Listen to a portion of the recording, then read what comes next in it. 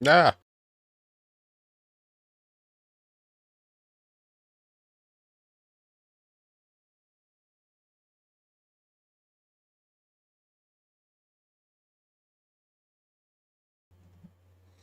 What's up, guys?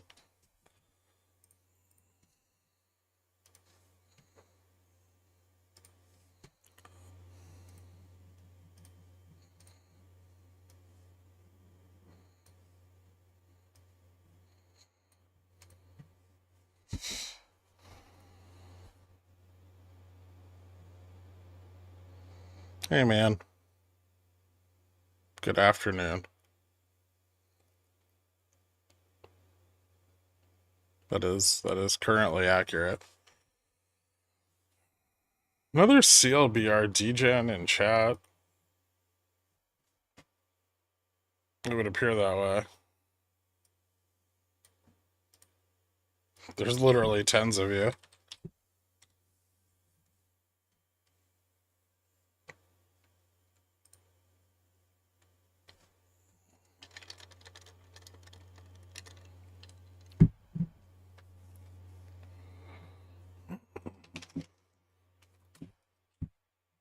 Son of a bitch. Hold on. Nope, never mind. Dozens of us. We can take a look at it, I guess.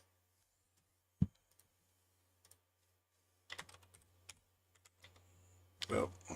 Nope.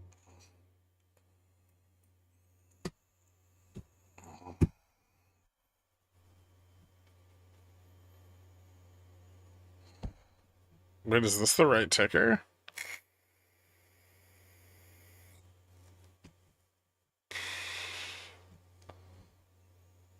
Friday was a crazy day. I got kind of fucked, but also made money, which was interesting.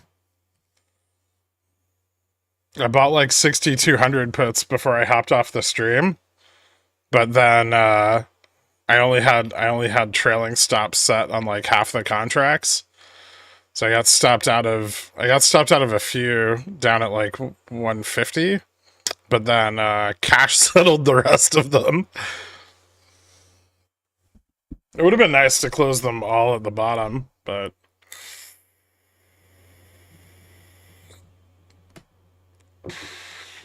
it's trying to be the Amazon of firearms.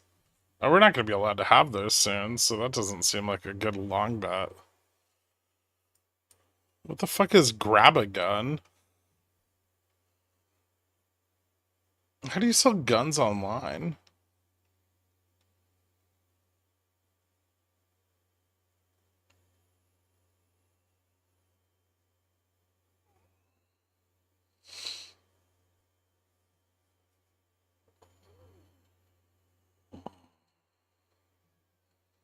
Do you think we could have kept going if we didn't bounce at 6130? That's where those out of the money pits were midday. So it kind of makes sense that that's like where we bounced. I did some buy rates on it and didn't actually lose money on CLBR. Yeah, I mean, I guess like a strategy like that could be decent. I mean, I really don't know anything about the company besides apparently they're trying to sell guns on the internet. We could look at their financials, although I'm not sure they've ever reported anything. From May, we got something from May. Amazing.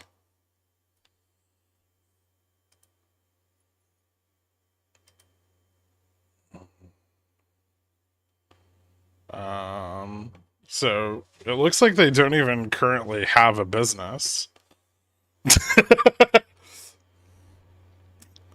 How is this being traded?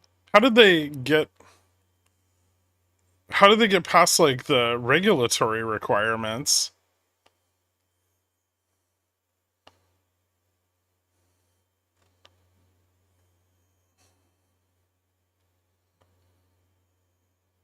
No, no, I'm serious. Like they have no revenues.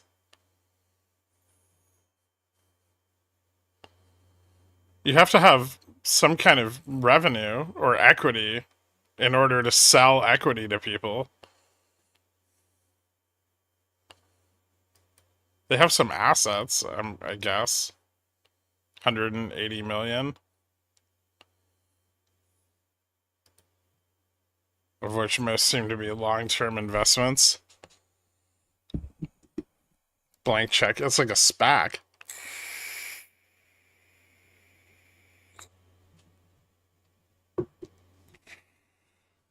Wait, is it a SPAC?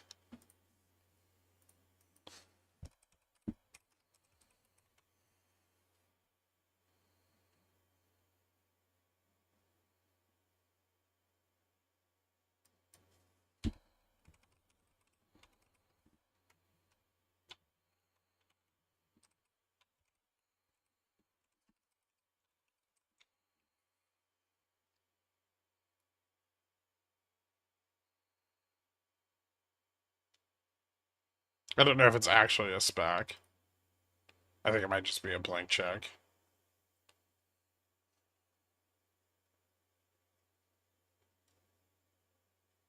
Like, they don't know who they're going to acquire yet, or attempt to acquire.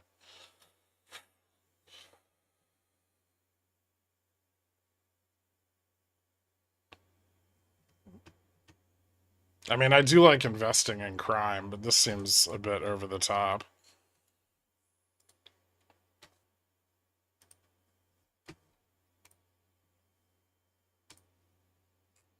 I need to create a crime index and see what it's like year-over-year performance is.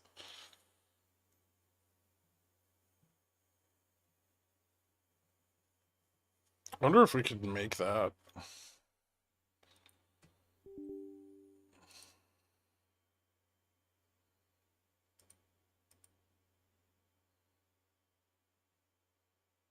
Crime ETF. Yeah. Just like pick the companies with the most outstanding investor lawsuits.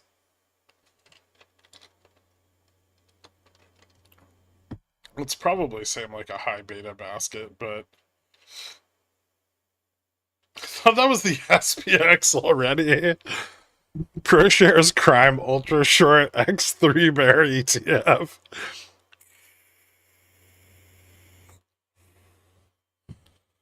Uh,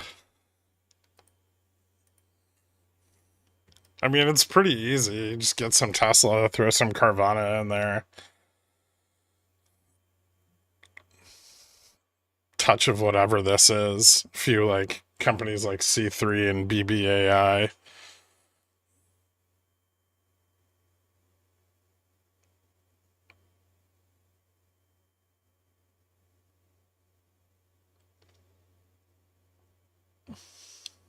Just lump in all SPACs. Yeah.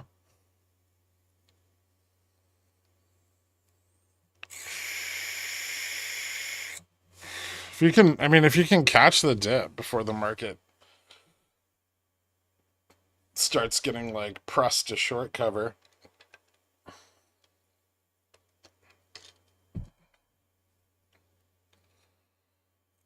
We'd have to make some sort of well, you can't just pick random stocks. There's actually gotta be crime.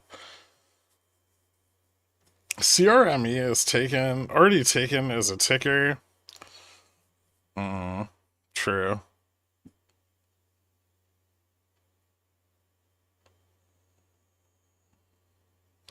What about FLNY? Oh, felony's open. So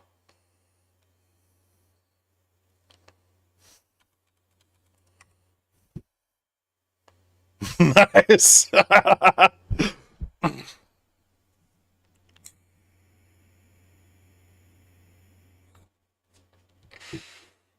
That's gonna be fun. Maybe I'll spend some time building that.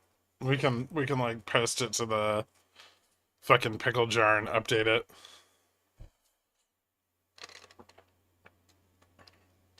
Just anytime the market risks on, you can go long crime.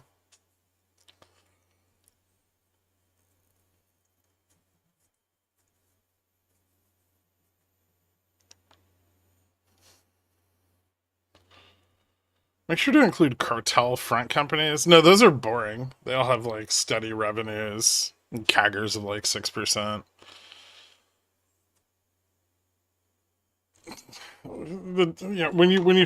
When you start with criminal activity,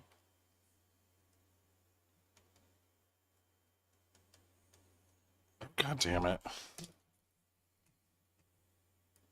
it's doing that thing again. Fuck you, Epic Pen. 4 years into this shit, and this fucking piece of shit program still doesn't work. And nobody's built a replacement. So when you start with a criminal activity,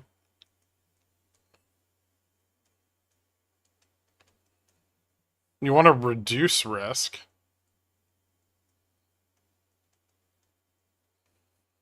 When you invest. So risk goes down.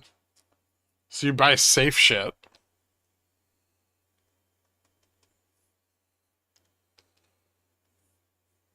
When you start a company, you want to do criminal activity.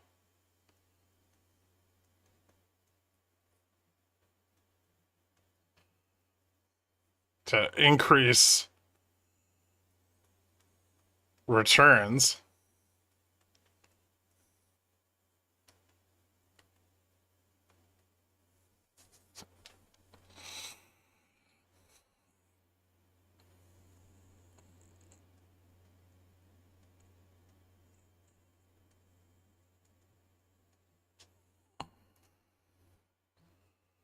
That's the way the incentive goes.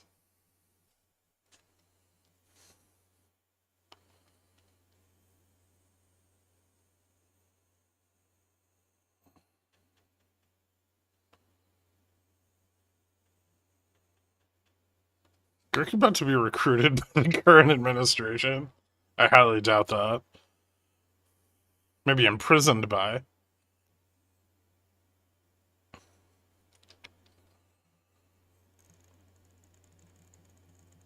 But it's because in the general course of business activity, things pop up and people are like, oh my god, I could make so much money being immoral here.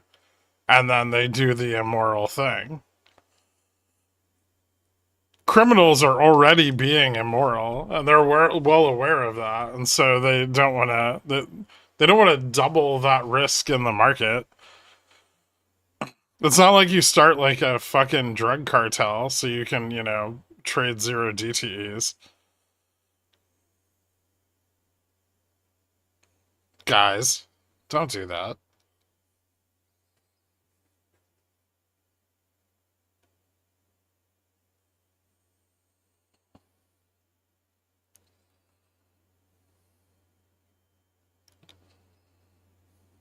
I prefer criminals because at least they're upfront about their business models. Yeah, exactly. Can we talk about Fubo yet, or is it too early? Fubo's kind of bouncing back. Bounced off 3, which is neat.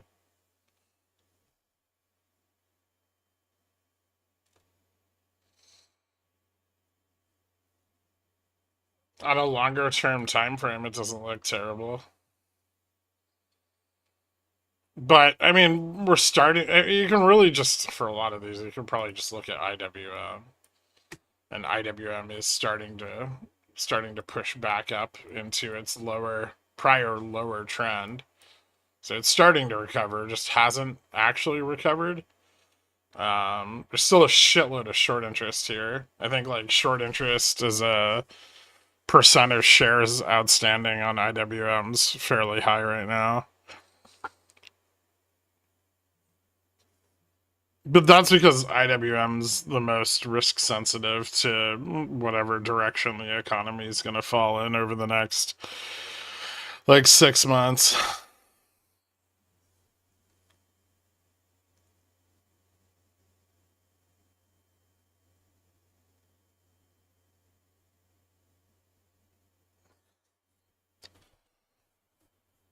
He who saves a nation violates no law, but the stock market. Well put, Cross Ennui.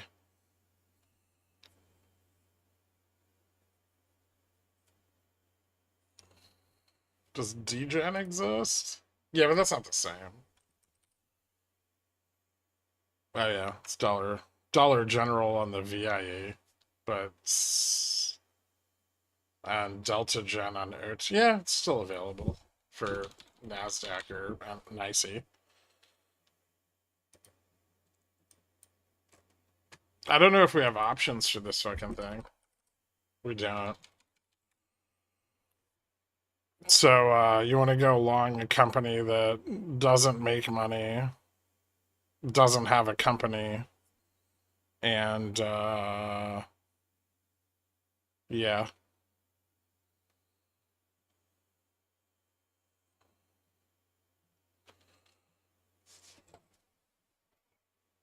You're still under the impression that end of month tomorrow is bearish.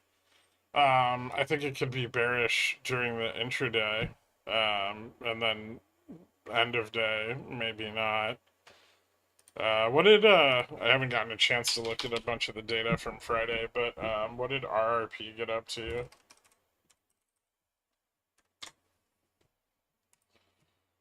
285 billion, which actually isn't that crazy of a jump from the prior day at 250, but definitely in the upper range of end of months for the last few months, almost as high as May, pretty close to March.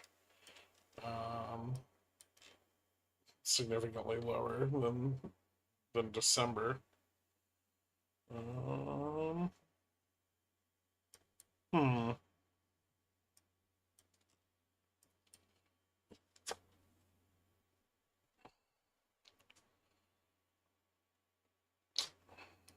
Usually RRP peaks like the final day, but then reporting is done after market open. Um, and so by the time reporting is done and margin limits are set, you generally get like a bunch of that money coming back into equities, but that's usually like in my experience, it's generally within the last like hour of the day. Like if you go back and look at like end of month, uh let's say like Friday, May 30th, right? We prior day we had like a big sell off, bounce back, and then going into Friday. Well, I guess that is Friday. Yeah, so we bounce, sell off, bounce back on Thursday. Then Friday just sold off all the way until about 12:30, and then ran all the way into close.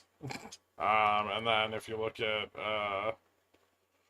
let's go back to, this should be somewhat repeatable. April. Yeah, here's April 30. So sold off, right? Hold on. Yeah, sold off into the first, yeah, sold off into the morning and then ran all the way into close. But that turned around by like 10 o'clock. Um, Tomorrow's the big collar roll. So I guess the best one to look at would be like the prior, what, March? End of March?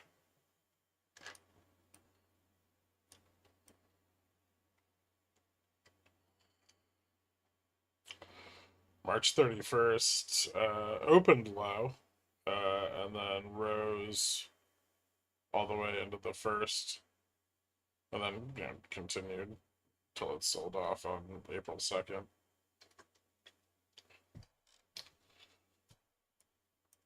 And then Jan before that.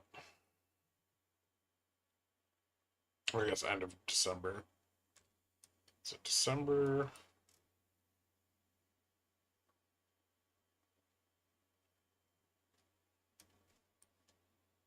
End of December just sold off. Yeah, I guess it kind of turned around a bit into close, but not much. I would say our current positioning is probably more like December, but all the risk is very short dated right now. So, um, if we're gonna get a sell off due to tightening margin requirements into asset reporting for end of quarter, then it could be fairly like a fairly decent sell off, but would also still probably turn around. I don't know if we'd. Hmm. I don't know if we'd turn around back to like highs of the day, but mechanically, that's kind of what's going on on the end of month.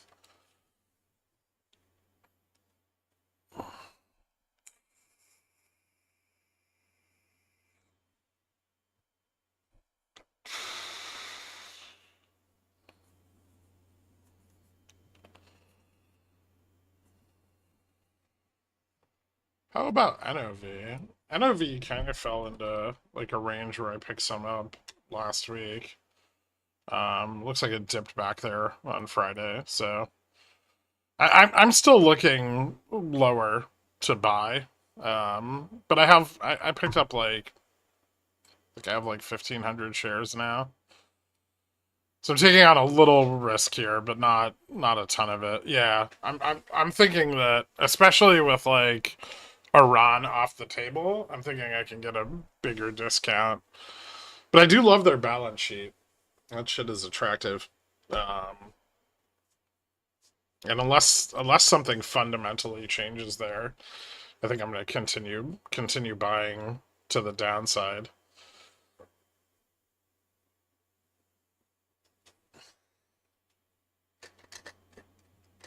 I'm buying so much of that thing. How much of your portfolio do you want in oil field services and equipment? That's a wonderful find and pickles pick. Thank you. I mean, I did think it was very good value, but I mean, okay. I would.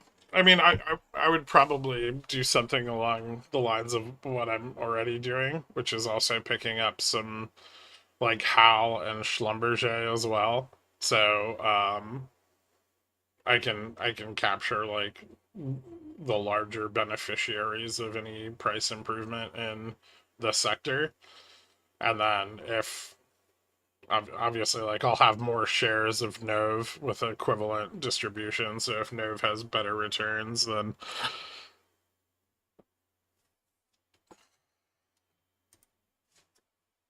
you didn't get rid of Hal at the upside price targets. Like back here. I mean, I guess it's still yielding 3.31. It's okay. Yeah, free shares, I suppose. Yeah, Nove was a pickles pick. Did you guys not fucking seriously? I wrote so much, and you didn't even fucking read it.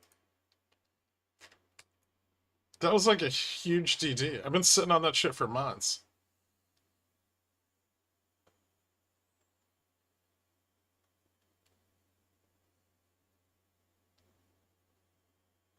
Now I'm sad.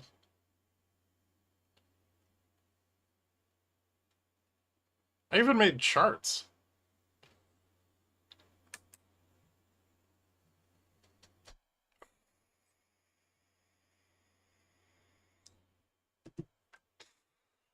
Your long-term plays are incredible. Thanks.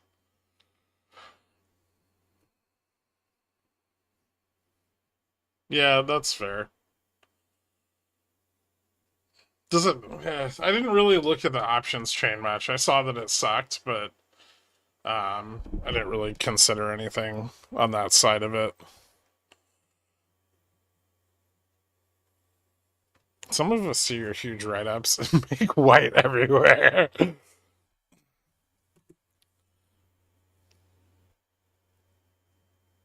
It's not like I'm targeting like 100% upside on it or anything. I just think it's like decent value over time.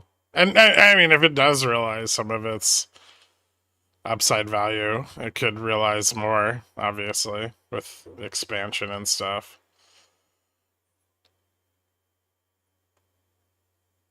I think Pickles Fix get forgotten because they're at the top and rarely mentioned during a stream past Sunday. I didn't even mention that one on stream, or yeah, this was just like this week. It was like Sunday night this week when I wrote it up.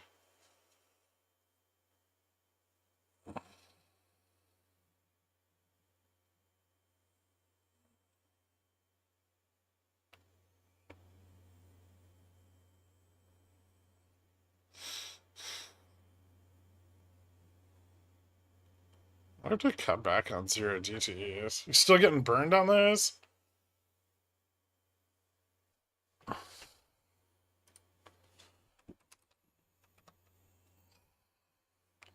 DVN's still at 30 fucking dollars. I don't know. I mean, I do think it's kind of found a bottom, barring any kind of financial crisis. It will do well if we don't go into a recession. Or if, nat gas prices rise more.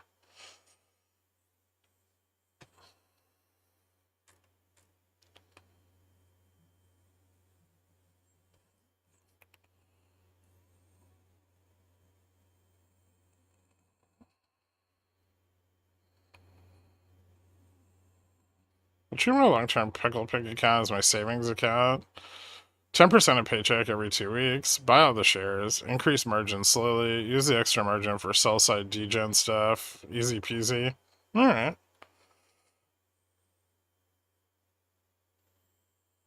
Open interest is awful on the options chain. Yeah, I know. That's why I didn't mention options anywhere in regards to the play. Like, the Carvana play was excellent, but I forgot about it. Didn't get the puts. Yeah, it's tough. I mean, I'd love to write up all the stocks we talk about. Especially like Tesla puts after the Iran thing, or Carvana puts when it topped out.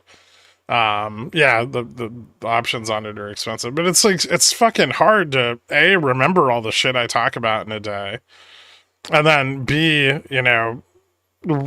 there's a standard of um huh. There's a format which I adhere to for Pickles Picks, and at a minimum, that takes, like an hour or two to set up and, choose the right positioning and discuss the play and all of that. And like, if I want to do more of those, like I have to like reduce the scope of stuff elsewhere. Like the research report shit doesn't take me any time at all, right? You just copy and paste what they say in the research reports, and sometimes like I'll add my own information to that, but generally speaking that doesn't take a lot of time. But setting up like TA for the coming week on SPX takes a lot of time. Going over all of like the analyst reports for macro events takes a few hours, and then like getting it all written up and getting like SPX written up for the next day. And, at that point, I'm already like 6 more hours into working. And so and the Sunday write up is longer. So like 8. And then to like carve out like an hour or two for a couple more plays is just like, it's already basically the next fucking day.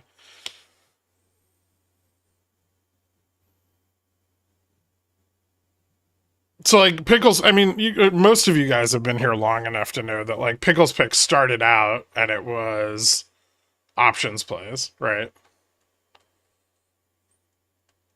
Mostly equity. And this was like back in the GME days. And I would do like 2 to 3 of these a week, maybe, well, like 2 to 5 of these a week. And they got written up once a week.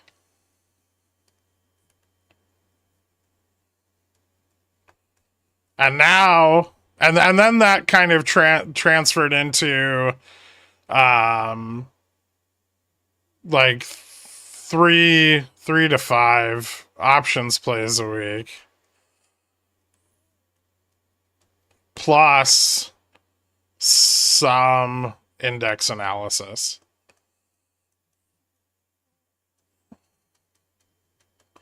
And then that turned into index analysis.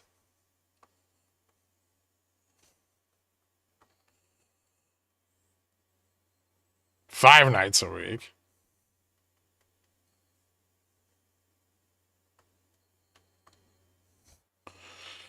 And this is kind of where we're at now.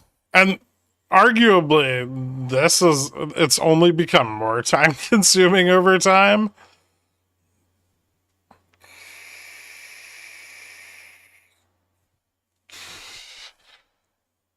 You'd love that, wouldn't you, Rims? But that's not the time issue. And then, and then like long term picks have always just been sprinkled in here and there. It's about one a month or a quarter. Sometimes there's a few more, but generally speaking, like 1 to 2 a quarter. Because that's about how often I buy stocks. And there's some caveats here. Like I only write up Pickles picks if I'm trading them. So I don't write plays I'm not trading.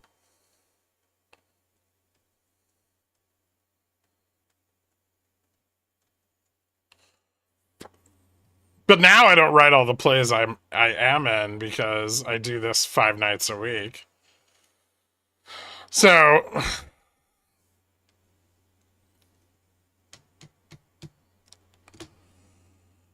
if you guys want to figure out now a lot of you guys love this shit, you know, few equity options plays a week. A lot of you guys love this shit. Um because you want to know, levels and tradable levels for the next session.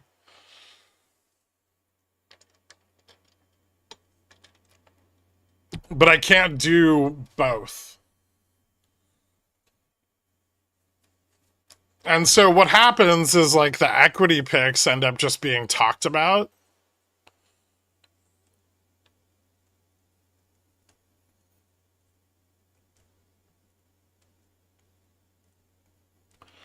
But then people miss them because there's no write up.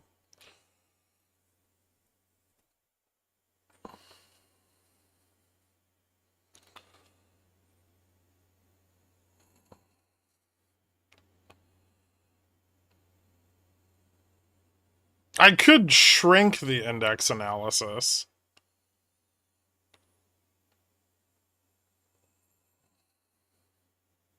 Bloops, welcome to Zillionaire. Thank you so much.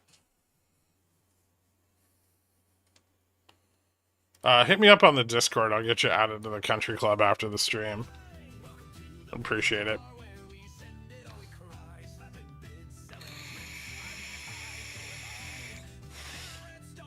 Are you able to see when we're likely to have a flat, choppy week ahead of time?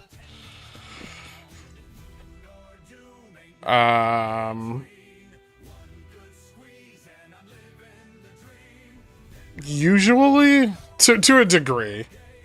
Things change. I mean, predicting price action is... It really starts to fall off a cliff after, like a 1 week period. So I can do okay predicting like into the end of the week, but like you start to go beyond that and it gets a little weird. And it also depends on a lot of things. Like if there's a lot of hard data, then that can really interfere with expectations. But like at the start of this week, I would have been like, man, there's a fuck ton of gamma on the short dated chain. And we were pushing up into like Vega neutral. And looking at that, one would not have assumed that bulls were gonna just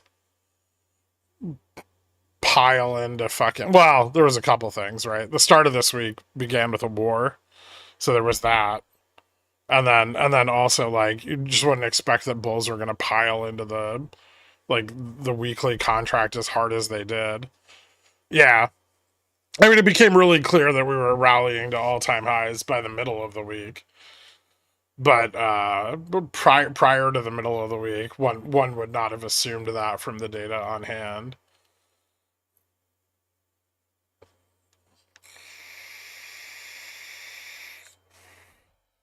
And well, there's a couple factors. I mean, we'll go into that, and we can discuss.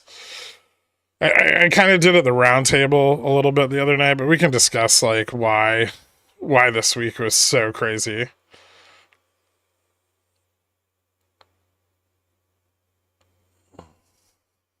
More pickles picks, less index. Maybe I could do like, hmm.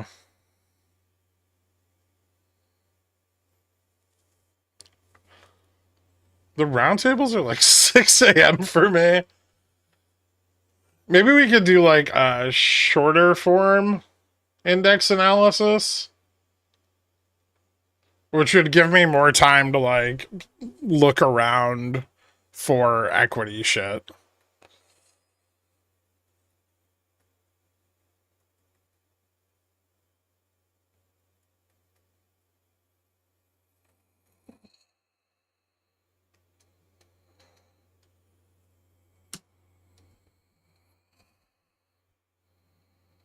It's not exhausting myself. I mean, I don't mind doing either one. I mostly trade indexes, so in a way, the the research in doing the overnight write up for pickles picks on the index side is valuable for me too, because I'm going to do that anyway.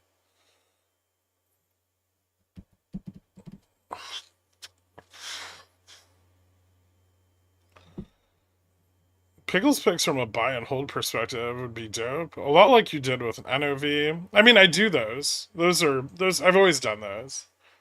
I do like usually I don't do a lot of them. I do like 1 to 2 a quarter, roughly over time, but sometimes more. It depends on if there's like a lot of more undervalued equities that I'm interested in or not. I will say since like 2024, longer term picks have slowed down because most things that are worth buying I already consider to be at or well above fair value. Yeah, it's not a good buy and hold market right now. There's like the dispersion trade, which we should probably talk about more often because people should probably be doing that to some degree. I don't know why they're not, but you'd think they would be at this point, given that it's something we talk about every single day.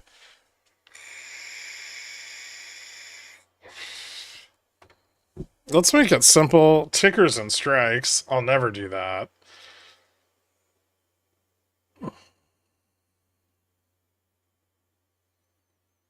The only problem I ever had with equity shit was that it actually wasn't that people put too much in them. It was that people mismanaged them. So you'd get half the pickle jar that'd be like, "Yay, 200%, let's fucking go," and you get the other half of the pickle jar and be like, "Fuck, I lost everything."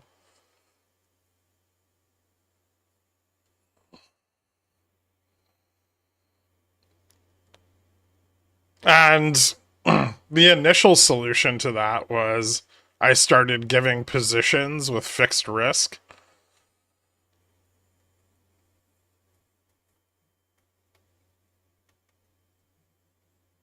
so that people couldn't lose everything. But then people would still mismanage those.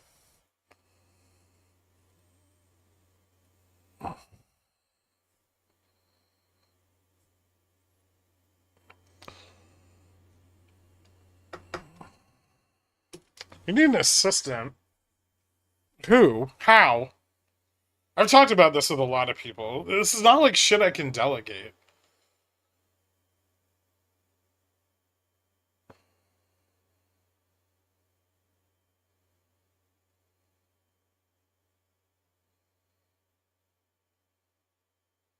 No, I can't delegate it. Interns, they're free. It doesn't matter if they're free or they cost money. I would have to find someone of equivalent expertise who I trusted, even more than that, to find like picks that were worthwhile. And even then, I would probably spend just as much time confirming that I thought that their assumption was true. That eliminates Dork and JFresh. Actually, Dork wouldn't be terrible at that, but Dork has no time, and then also the Plazy picks are so fucking boring because he has no money. So it's like, oh, I found this option for 20 cents, and I'm pretty sure sometime over the next 6 months, I might be able to sell it for 25.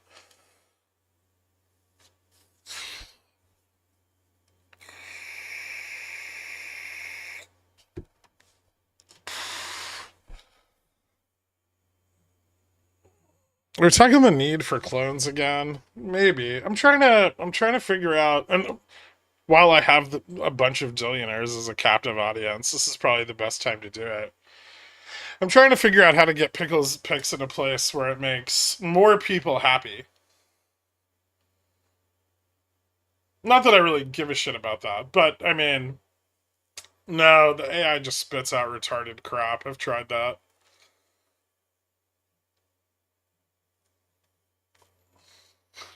You mismanage positions even worse.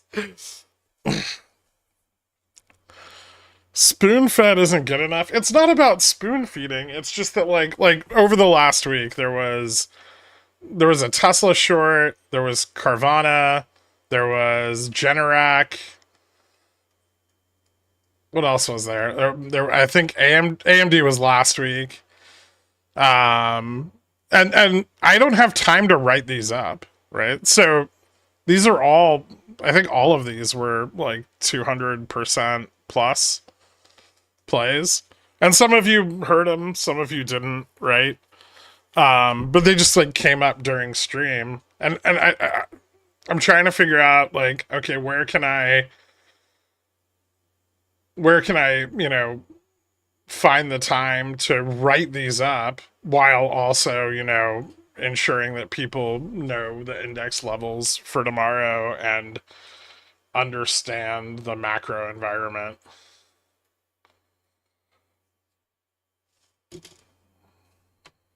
AMD was back when AMD was at like 120.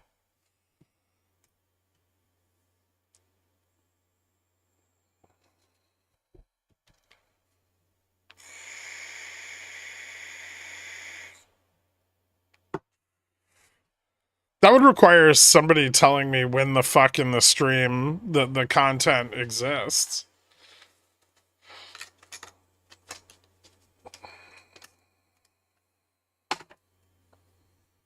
Yeah, I don't know. I don't know which of you guys are here all fucking day. If one of you's here all fucking day and you want to like put tickers in the Pickles Picks discussion that we talk about on stream, awesome.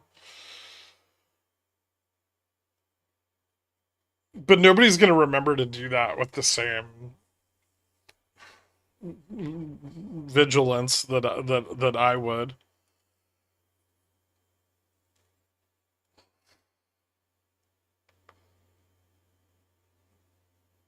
Fair enough, Jason. How are things going, man? You still in SD?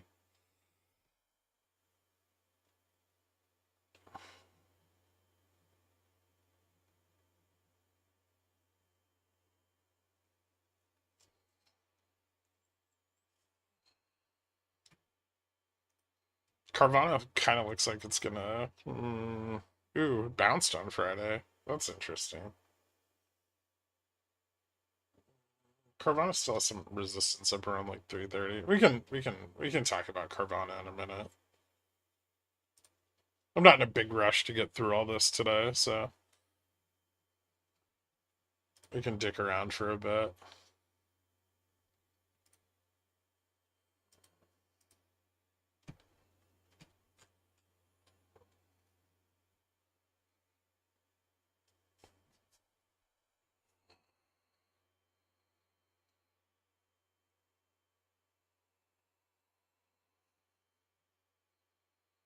What transcript?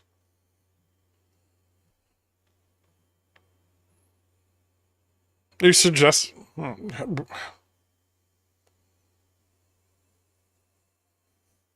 you talking about like the YouTube transcription?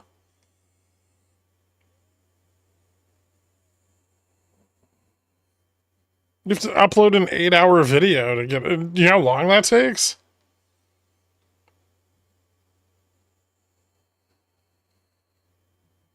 Yeah, and they're probably still gonna suck.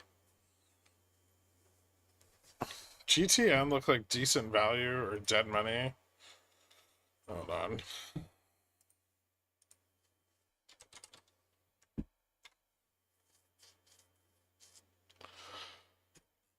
I vaguely remember this from like 2021. What do they do?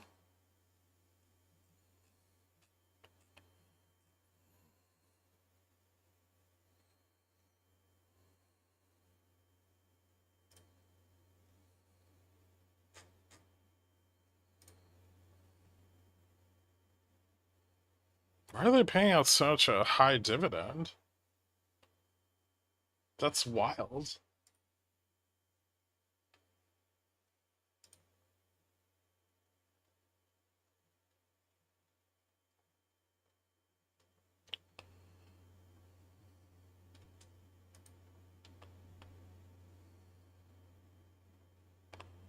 Huh.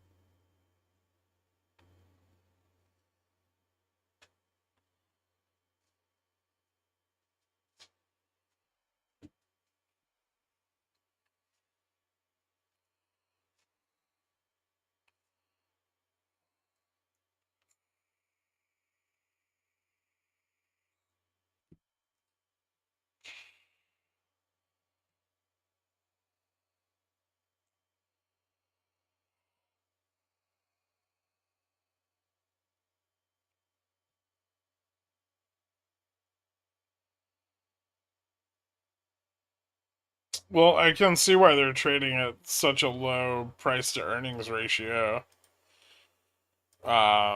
Because yeah, because of what you said, Cool Daddy. Like TV's just doesn't have the audience it once did, and streaming services and piracy are kind of taking over a lot of the advertising interest. Well, piracy is hurting advertising interest on both, but streaming services are taking over a lot of the advertising potential that television used to have. This seems like wildly undervalued, though.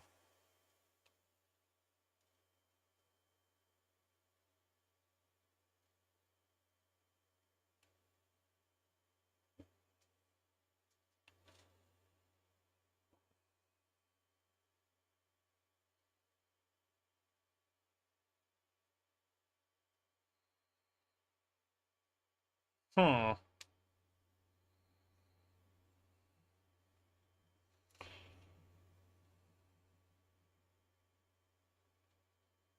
What's their balance sheet look like? I don't like their debt, but it's not very current.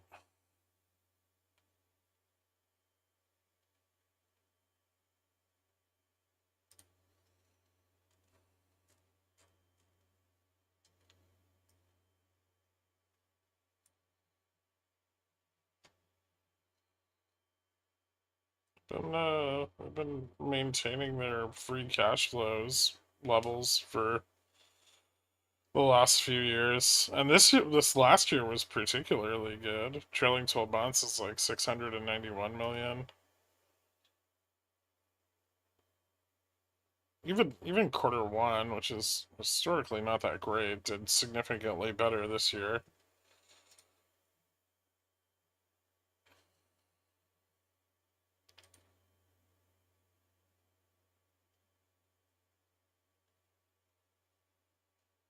Hmm.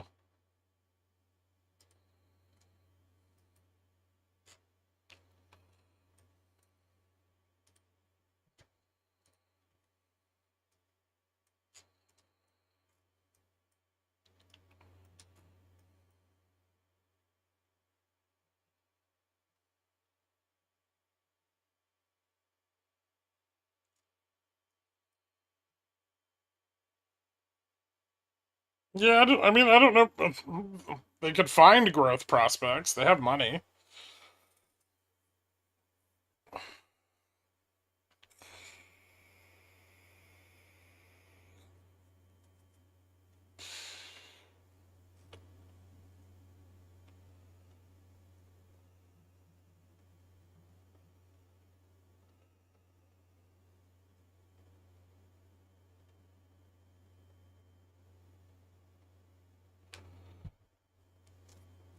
Maybe you get a chat on Discord for that. I think it just really makes sense when we see some really outsized moves on Tesla, Hims, Nike earnings, Palantir Friday rebalancing, sell off. Yeah, yeah. Maybe we just have like a separate channel for like stream discussion. That might work.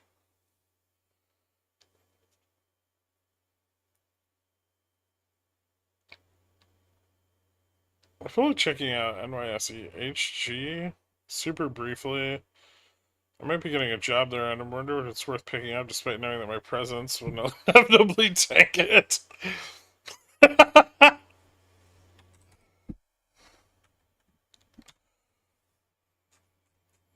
Are they trying to pay you in equity?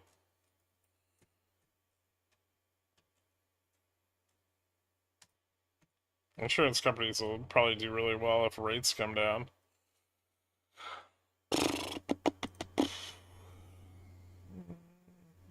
That's not too bad, but it's growing.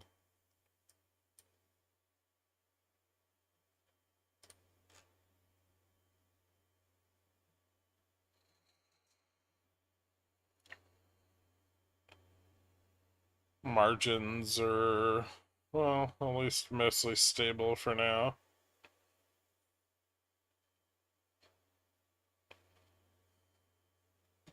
I don't know if it's something I'd buy, but it doesn't look bad. Looks like a fucking insurance company.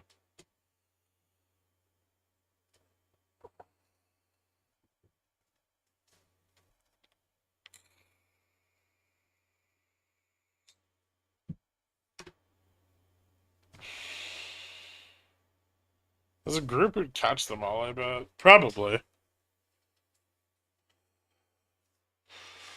The big advertising houses are out of business. They just don't know it yet. Mm. Yeah. Yeah, social media takes most of the advertising.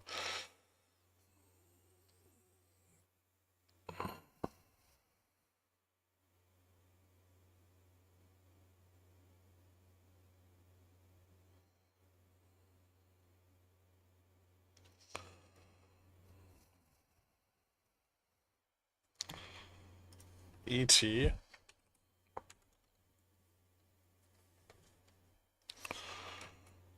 It's the dividend.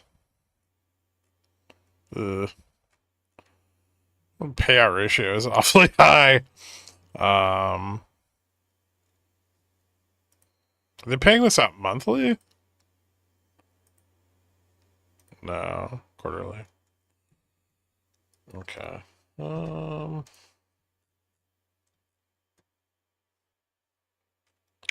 this got kind of popular with the AI energy bump.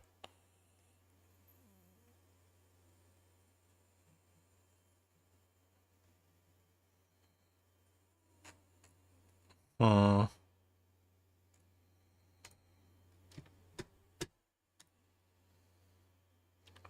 I think they're generally kind of cyclical with nat gas prices, but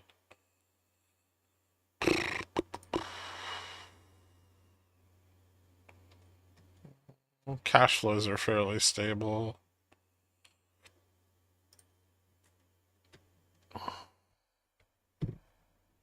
Seems fine. What's their like expected growth?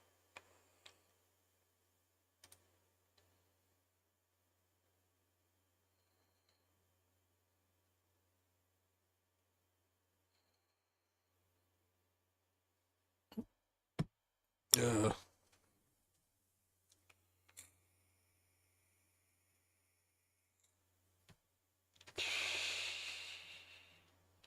That. Ouch. That's a lot of fucking debt.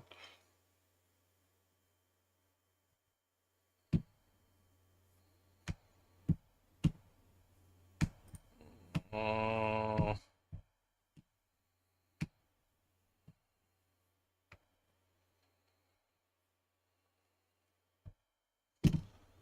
yeah, I mean, the cost of their debt can become a problem if yields move up and corporate bond spreads get worse. But otherwise, I think it's probably at least fairly stable. I don't know. You'd have to do a deeper dive and look at like what kind of infrastructure rollout they're planning, shit like that. Um, are they done? Like, if they've built out all the pipelines they're gonna build and they've exhausted their market, then they might just pick up their 20 fucking billion a quarter for the next forever, and slowly pay off their debt over time. But that's not gonna help improve their stock price much. I mean, the dividend's nice, and that's definitely gonna hinder performance, but the payout ratios are a little bit high, which makes me think that over time the dividend would be at risk. And a stock like this, with this kind of like level of maturity, the risk of the dividend just kind of getting cut or going down would be probably catastrophic to the share price.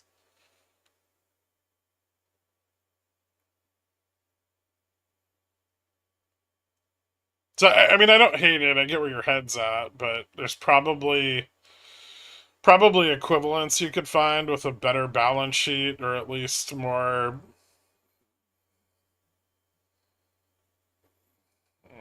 prospects. I don't know what their prospects are, to be fair. So I might be way off base. Maybe they're growing like crazy. They're gonna make a shitload of money piping natural gas into fucking AI data centers, but they also just might not. I would. You'd probably want to look at the sector like top down, and then figure out if they're really the best value in the sector.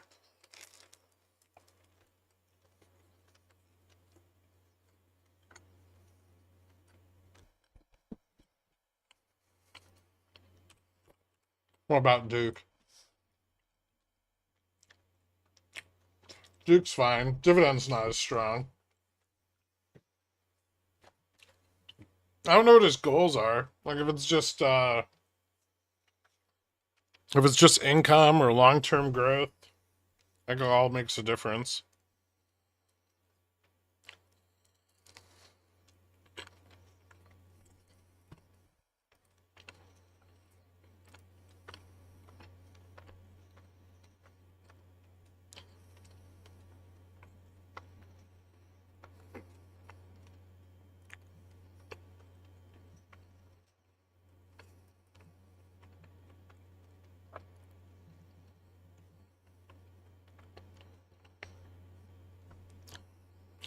What, Duke or ET?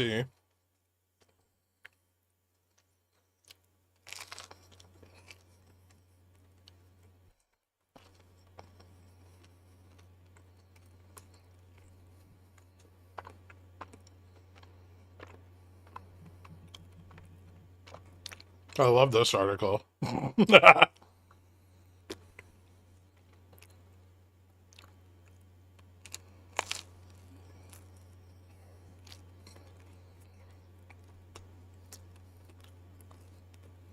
Can systematic money spending drive energy transfer's growth? Well, you'd fucking hope so.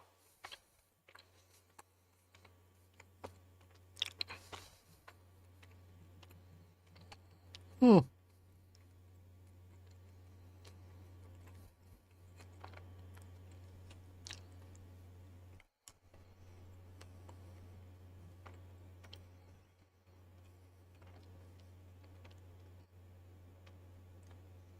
Plus, do you guys want me to do like a financial analysis of all of these? Because I'm not going to.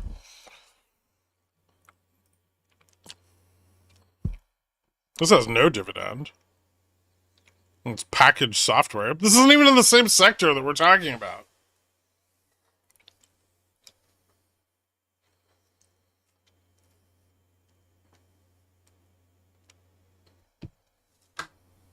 I'll sign up for Pigeon Whale if you do.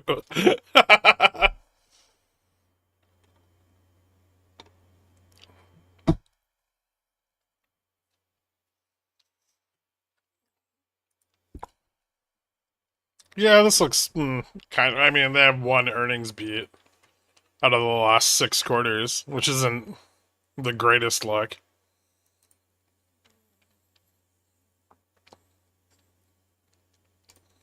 And revenues are still down. Hmm.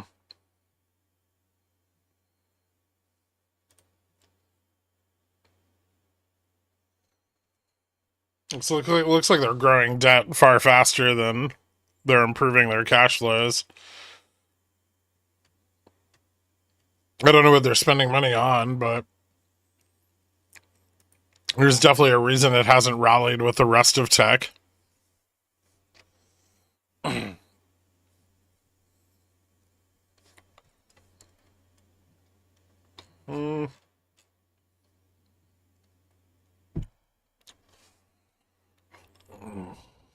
Maybe they have some sort of exposure to the tariffs. Or lots of like offshoring of labor.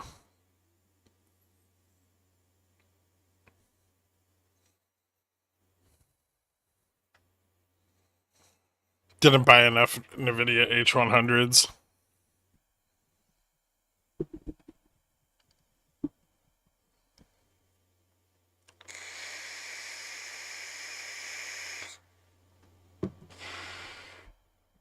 It looks like they're the one-stop shop for setting up an office space in a world where people don't want to set up office spaces.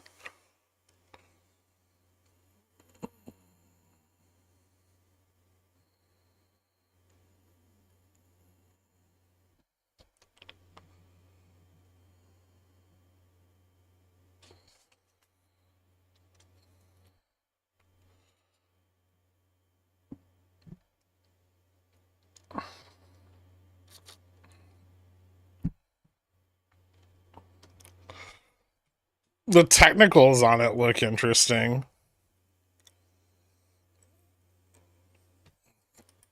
I wonder if we have any options data. No, we don't. They're a systems integrator. Yeah.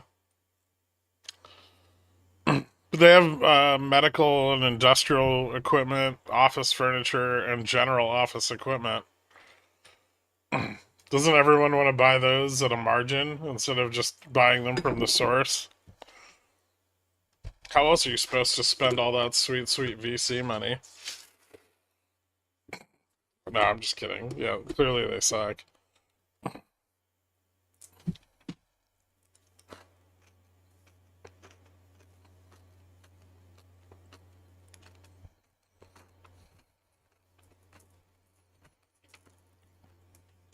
MPLX.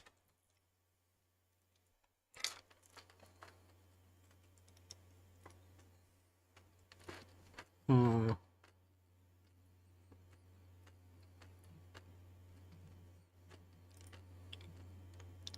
Yeah, they are paying a dividend.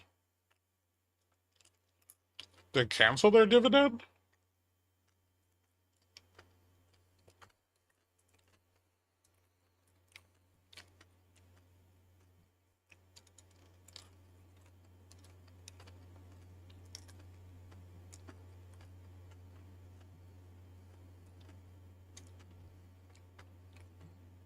Slightly lower payout ratio. Slightly lower yield, too. But, uh,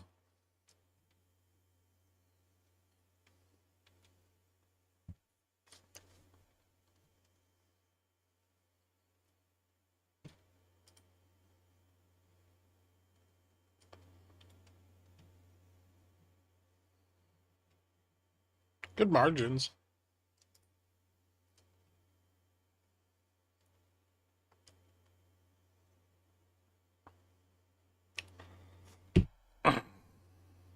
Just what? Tons of. Hmm. Slightly worse debt ratios.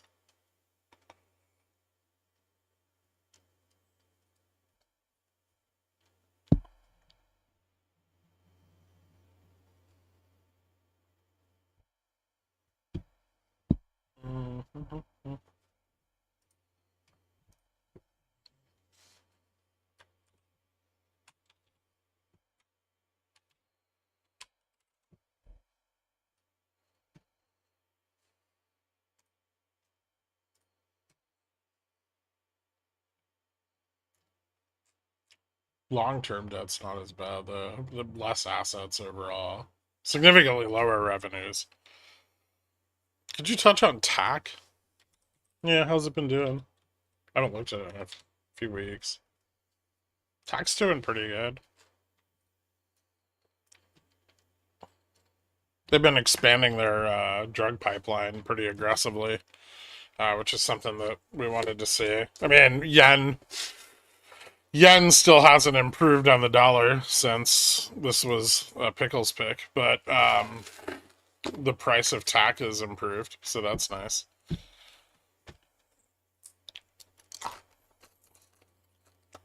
Dividend still seems pretty consistent. It's above my drip level, though.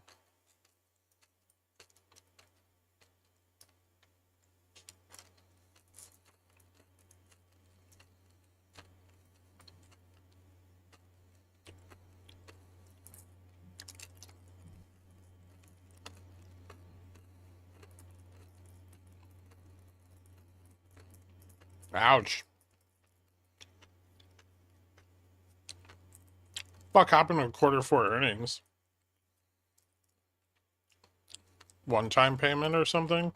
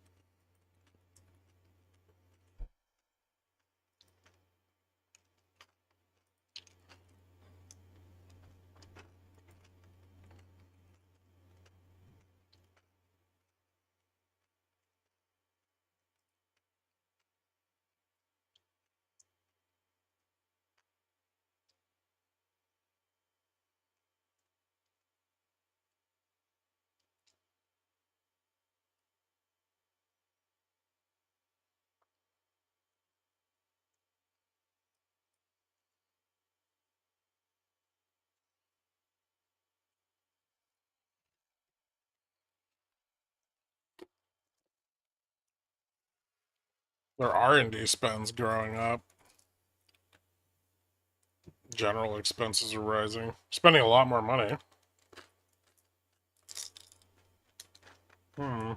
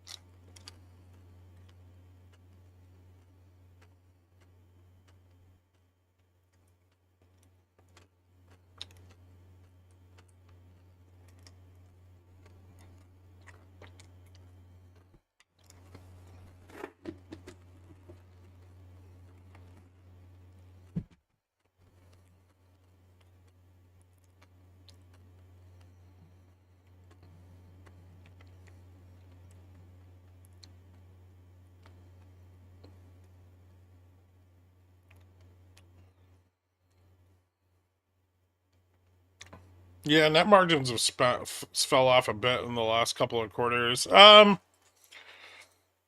I mean, I have a kind of basic understanding of where they're putting the money, but they're trading at ridiculous ratios right now. If the dollar stabilizes around these levels, I guess if we move the debt ceiling up,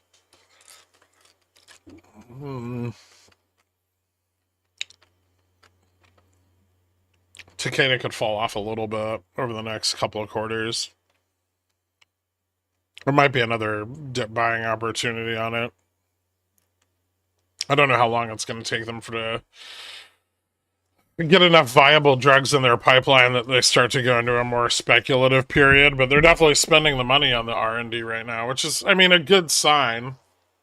Although they'd be spending a lot less money on that R&D if yen would move up. But yeah, I'd keep an eye on that.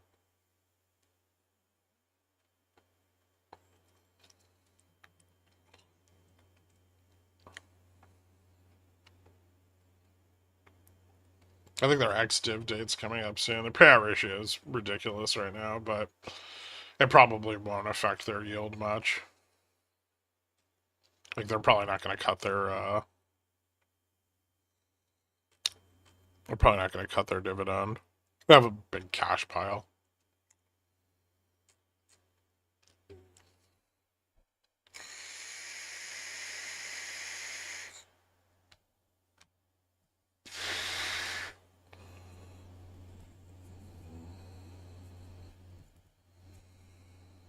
Euro has been ripping. I know.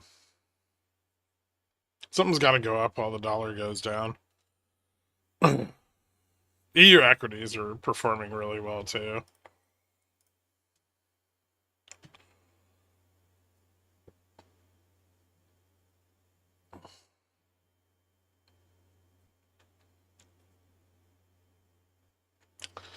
This might actually be a really good time.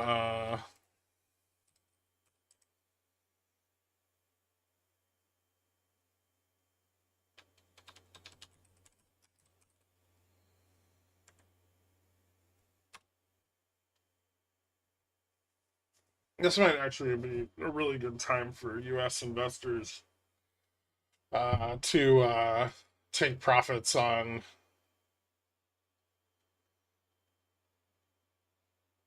equities and move over to like Euro stocks.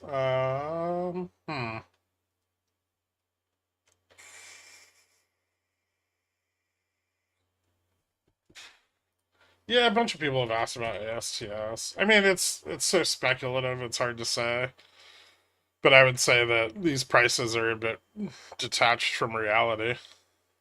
But so are a lot of other stocks. I mean, that's just the market we're in right now.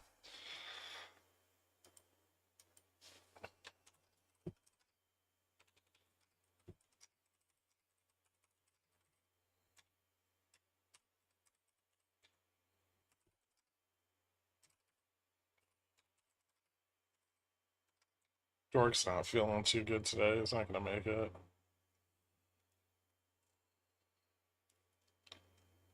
Directly on the Frankfurt exchange. Hmm. Hmm. I'd have to think about it.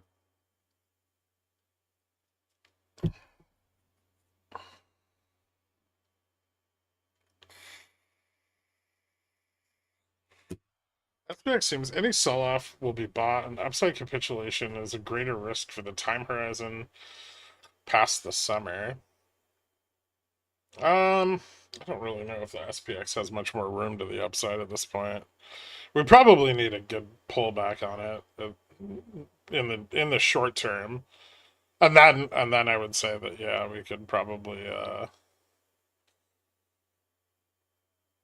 push up into the 5%, 3 to 5% would be would be a good place to pull back to and pick up buyers.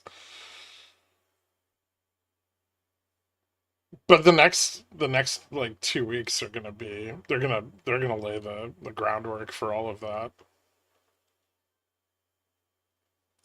Like right now, the risk is, the debt ceiling and what's going to happen with tariffs.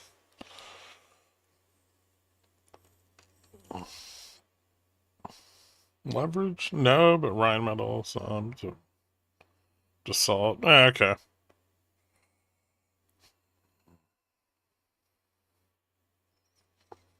I could take a look. Really.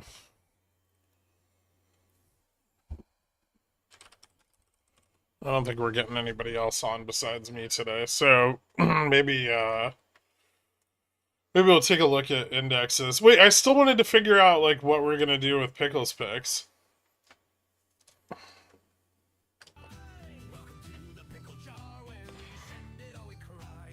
I can keep doing the research report shit for like CTA levels and stuff like that and macro stuff. Because all I have to do is copy and paste that. That's easy. Um,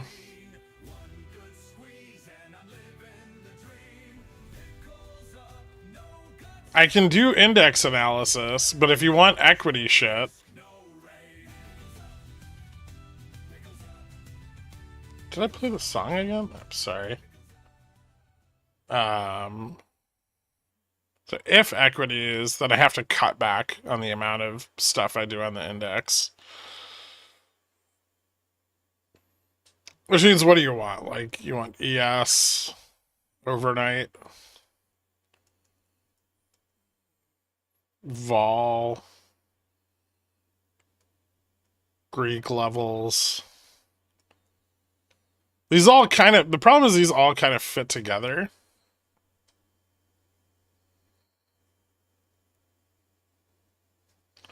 I'm happy with how you've been doing it. Does that save you time? Yeah, because I don't write it, right? Like I mean I could literally for SPX just write the close caption every night.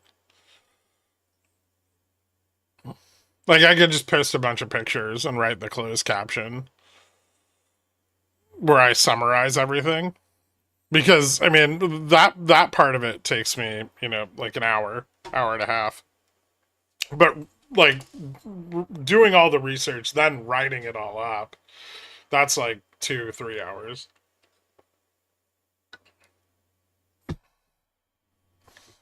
And it's kind of in depth, but I think it gives people a very good understanding of where the next day's price action is gonna take place. But like where I synopsize everything, where I'm just like, this is gonna be our primary trading level, this is gonna be where the flip is, or like the pivot point, and then like understanding max downside range, max upside range. Like I can write all of that in a paragraph.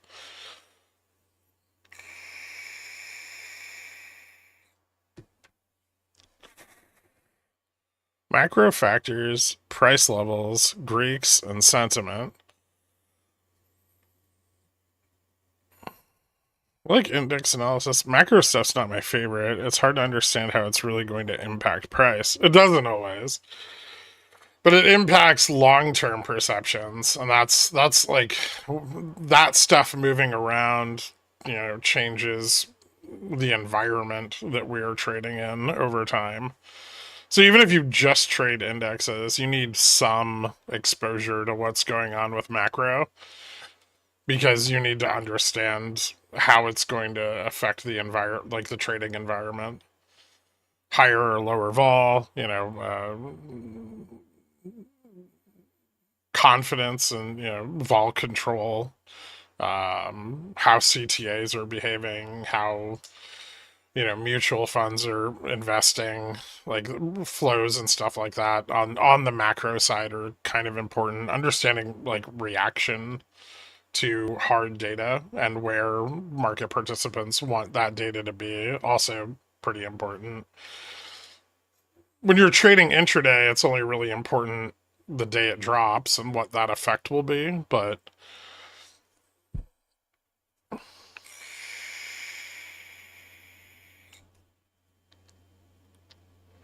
On days where I'm busy as fuck, that's usually what I skip to for SPX at least.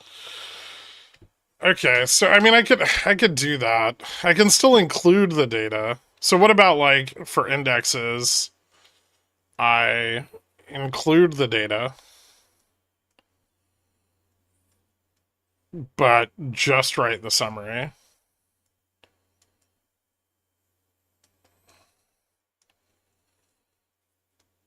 I will admit, over the last couple of months, I've started to get like more and more and more in depth with all the intraday and like overnight data.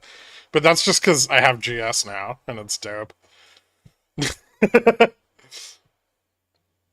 So I get to look at like the market from all the perspectives I want to, from like Greeks and vol and price action and then I also turn each of those into a paragraph, which takes a while.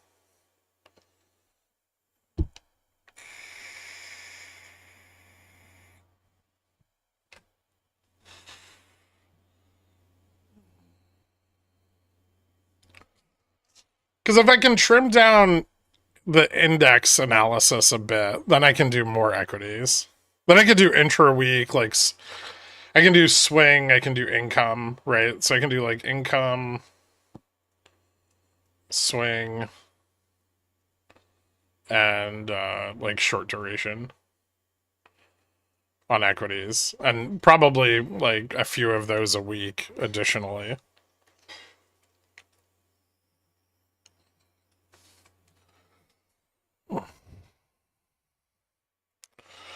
Can you just give us the ups and downs of what time they'll take place?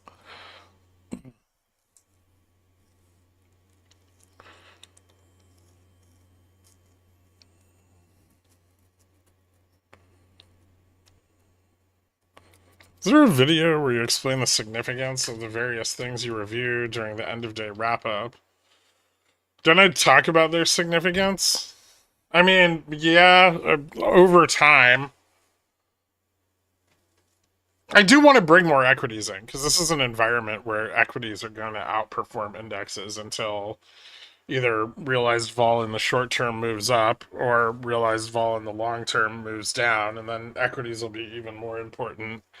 So it is like it is a time to have some equity focus, which has not been true over the last couple of months, where everything's just index reliant.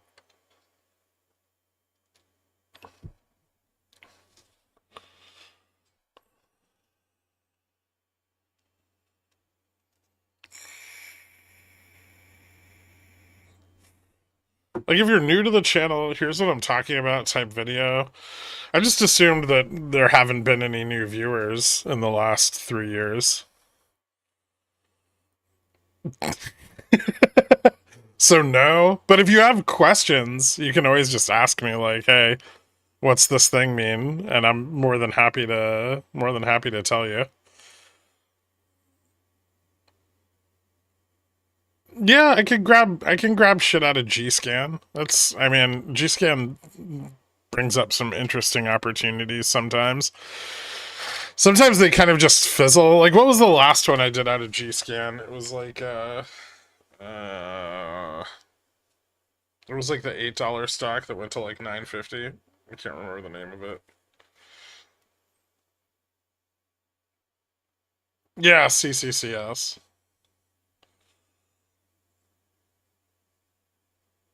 Some of those are just tricky because of their lack of liquidity or broader market interest. I mean, I think CCCS did eventually hit like its mid price point, but it was just so fucking awful to play. Yeah, a few times. But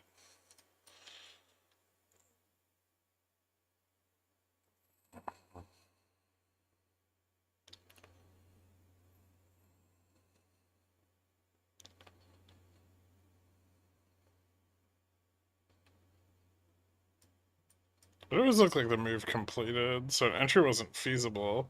It depends on which part of G-Scan you're looking at. Some of them, yeah. They're basically top, but I mean that's the information they're giving you is like this is topping out, this is bottoming out, this is trending, this is maybe about to reverse trend.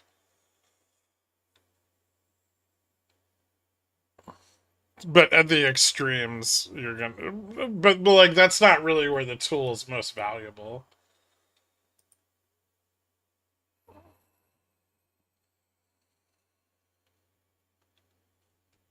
Can you explain how it works? JFresh would be better suited to do that, but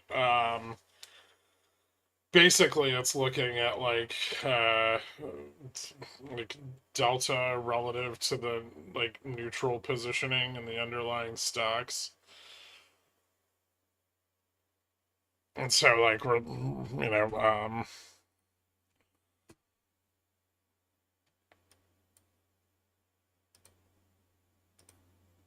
I could.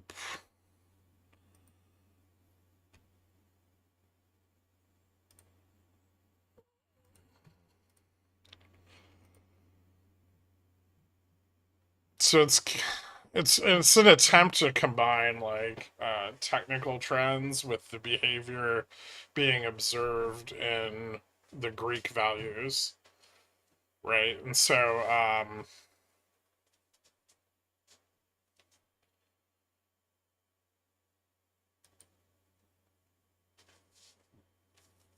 basically it's picking four trends that create eight signals, and it's using a 5-day look back.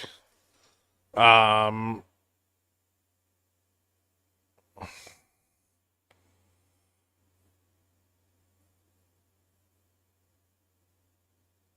in determining the weighting of those stocks relative to like the thing we're looking for.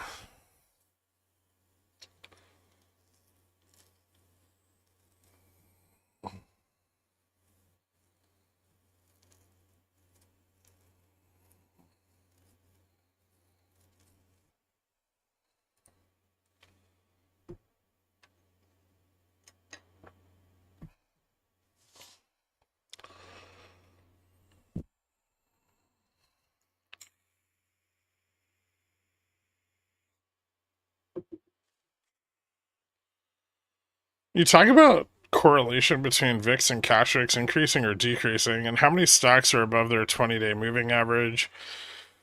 What mean? Oh, well, one of those is just a measure of breadth. So you're looking at when you look at this one. This is this is basically the percentage of S&P stocks above their 20, 50, 200-day moving averages. This is actually a little confusing because this is 50, this is 20, and this is 200. And this kind of tells you if breadth is widening, breadth is narrowing, um, how much of the index is performant versus how much is not. Um, it gives you some information about like buy side exhaustion potentially. Um, generally, generally, if breadth narrows a lot, like most of the S&P is above its like 20 and 50-day moving averages, then you're likely going to get a bit of a pullback. It's pretty rare for huge amounts of the S&P to be above their 200-day moving average. But sometimes, I mean, that's really definitive of like a bull market. If like 50% plus of the index is above its 200-day average, it's a pretty good signal that things are probably going to just keep continuing higher. Um, but that also kind of has a limit where downside starts to become more and more likely. But basically, just a measure of breadth and performance weighted breadth, I guess. This is like VIX cash VIX correlation, which kind of tells you like down here. So basically, it's like the correlation percentage between movements and cash VIX versus the contract in front on VX. And I would say mostly what you're getting out of this is how much volatility shorting there is versus how much demand for long volatility, or how much short vol is pulling back, which is the same thing as long vol demand. So generally, as correlation breaks apart between these two instruments, there is more demand for short volatility, and as correlation increases, there is more demand for long volatility or to get out of short volatility.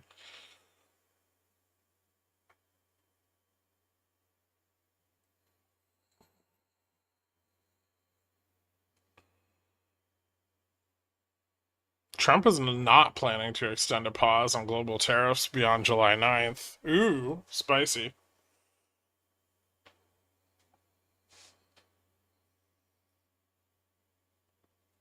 What did stocks above moving averages look like on Feb 19th before the crash started? Uh, Back here in Feb, I mean, the stocks above the 200 were pretty high. I would say that the market was probably peaking like back in October, November, December, as far as breadth was concerned. Um, there was a bunch of shit in Jan Feb that pushed up above like its 20 day. Like that got up decently high, but shit wasn't really moving above its 50 day because we had a lot of oscillation in the market. And then, as things sold off, you started to get a bearish trend in this, which was like, the 20 stocks above their 20-day moving average are falling below stocks above their 50-day moving average, which we have a little bit still on the recovery. Like very briefly during the recovery, we had a big chunk of the index above its 20-day moving average, but that's no longer true. So there's a lot of things just kind of trading flat right now. Not tons of price improvement.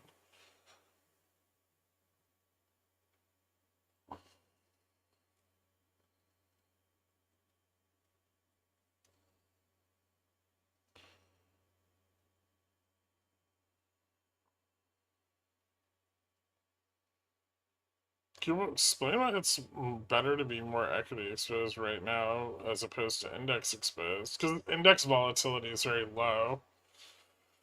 So we're starting to get to the point where like, VIX is starting to push back below 16, which means that equities where there is higher volatility are going to outperform indexes where there is very low volatility, which you can see here on correlation, which I show at the end of every day also, Ling Ling. I'm not smart enough for this, but thank you. It helps to get an idea of where people are positioning more broadly and where risk is perceived in the market. There's a lot more positioning that closes up tomorrow.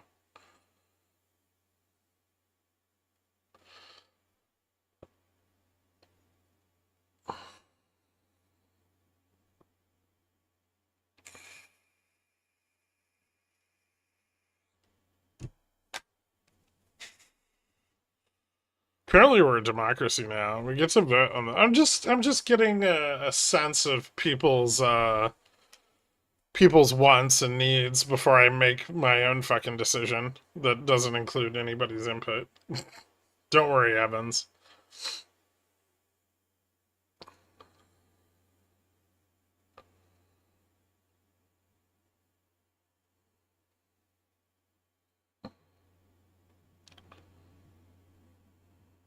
All right, so maybe we'll do like maybe I'll give it a shot tonight. I'll do I'll try to find a format for a bit of a lighter index analysis, and then we can start discussing equities a little bit more.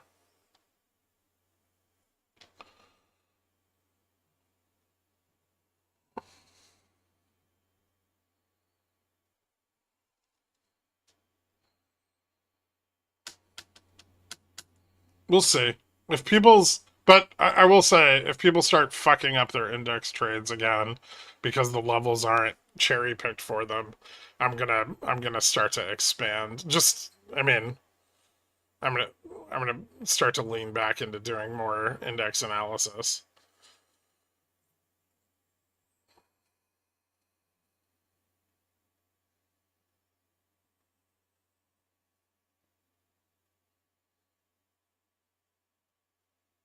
Another Upstart. Upstart was extremely unique.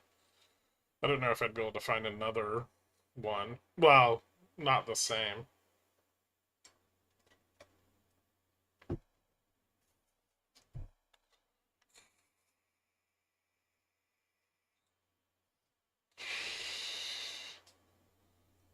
Upstart was my attempt to find something that was GME but better. And it was. It still is. Upstart's on a beautiful tear up from $30 to 63 in the last 2 months.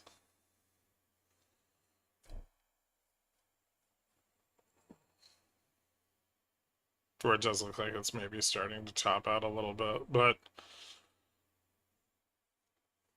stick to indexes until July 9th. Yeah, I mean, obviously, if July 9th goes poorly and we move back into a high volatility, like a very high volatility environment, it's things are just going to get index focused again. But I do need some sort of system in place where I can swap back and forth, depending on where opportunity is greatest, without fucking people over who've come to rely on a specific set of data. So improving the overall formatting of Pickles Picks is probably important. I've done it over time. Every once in a while, I revisit it and mix things up, but we're due for another one.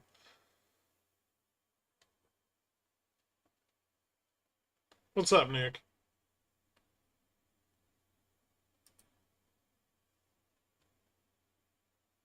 Want me to be your great value quant? You want to spend every night writing up pages and pages of equity plays for me to just shit on all of them?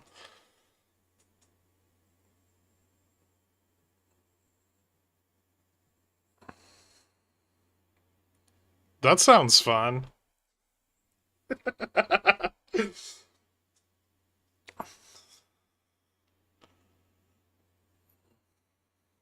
No problem, man.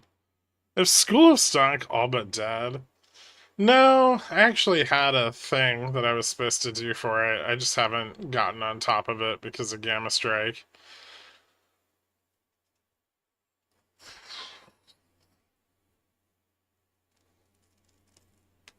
I haven't traded in a long time. Any chance you could catch me up at a high level so I can search Discord or any semi-repetitive opportunities you found, like OPEC settlement of olds? I mean, most of your repetitive opportunities in trading are going to be on sell side. And I'm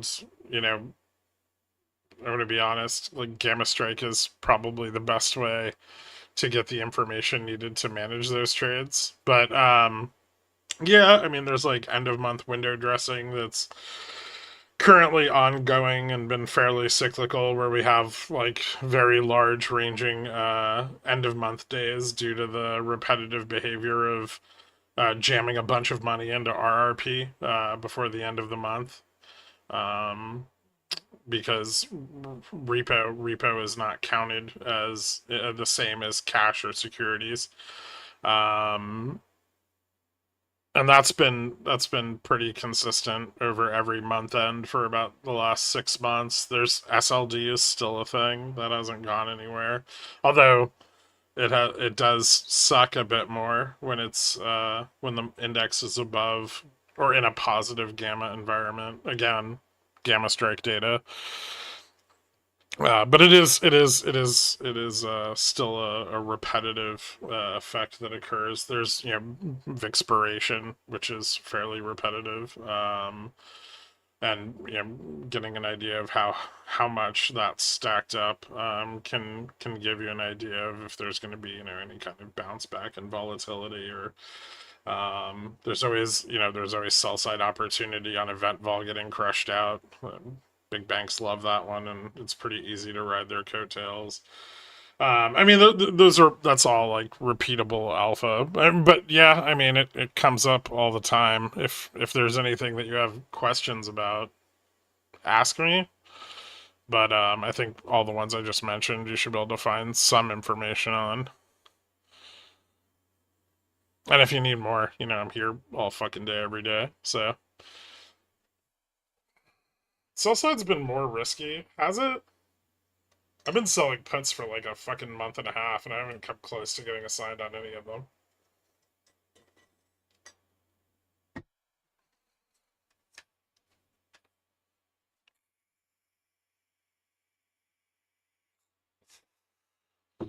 We need School of Stock for GS. We're gonna have that. We're gonna have tutorials for all of the features filled with questions from the roundtables that we're going to polish a bit and put in there relevant to the features that they are asking questions about, and try to build on that over time. So you guys will have a very solid foundation of information with which to use the tools. But there's always going to be new tools.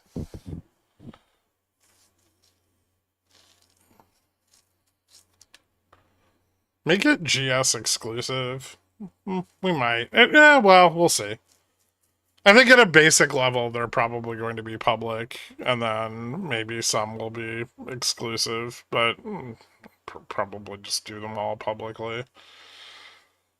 And if you want to use the information in the tutorials, you have to have the fucking platform. So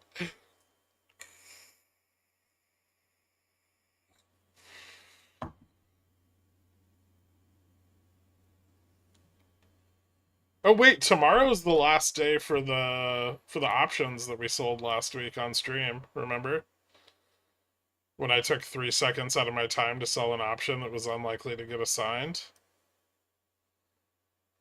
Those definitely could have been closed on Friday. Hold on.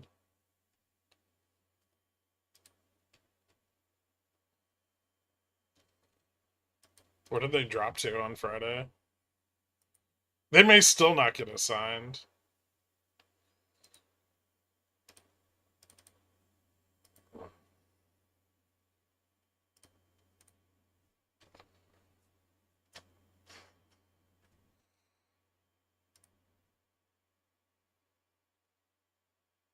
Ah.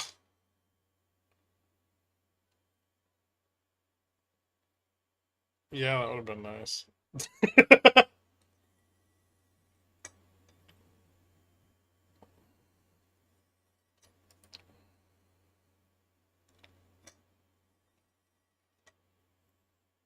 We still have a 50% chance of profit. Oop. When Euro stock data in GS? Oh man, give us time. Each one of those is like a whole new data service that we have to build out and wire up. We're gonna add stuff, don't worry. But that's a lot of work. Think of all the work we've done just for options.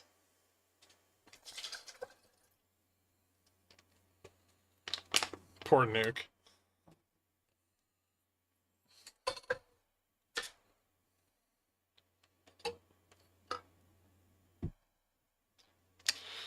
And then we still have more US equity shit that we have to do. Currently working on real-time data version 2.1.1189. Yeah. Yeah, we don't even have all the tools built for the data we have yet. Nah, no worries. We've got the development team we need for now. We'll expand it at some point, and hopefully that'll speed things up. But in my experience, it usually just slows things down.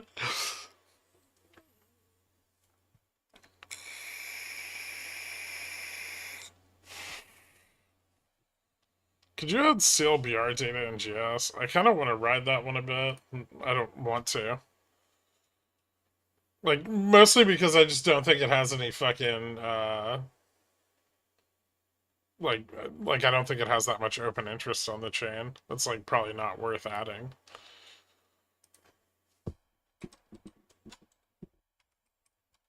Not that we're not going to add all the stocks at some point. We will. But, the open interest on it kind of sucks.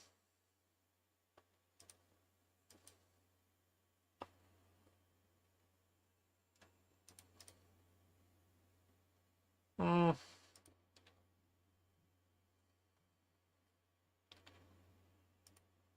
July is not terrible. August is really bad. So is October. Jan. Yeah, I doubt we'd want to add this.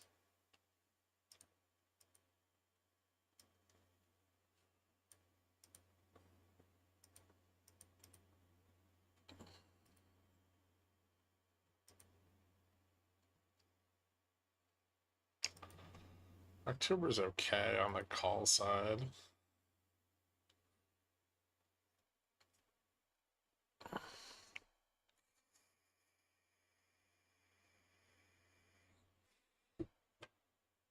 I mean, all of the open interest on the chain is within $3 of spot in either direction, basically. And there's really not a lot of open interest on the chain. Especially not relative to its market cap. Like, July's okay, but the rest of the expirations are kind of shit.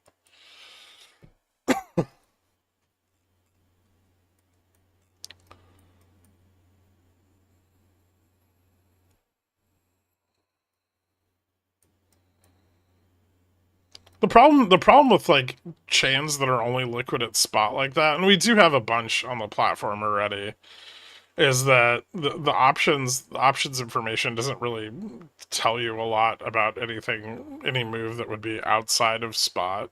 I mean, not that they're likely to move outside of the range in which all of their options are, but yeah, I mean the chains just aren't super influenced by dealer hedging.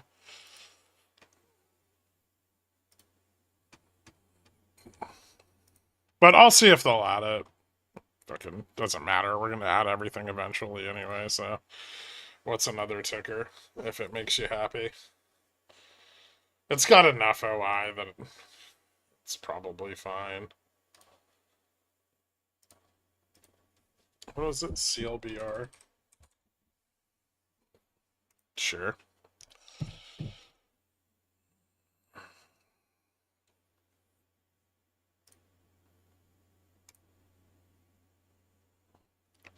Alright, let's go over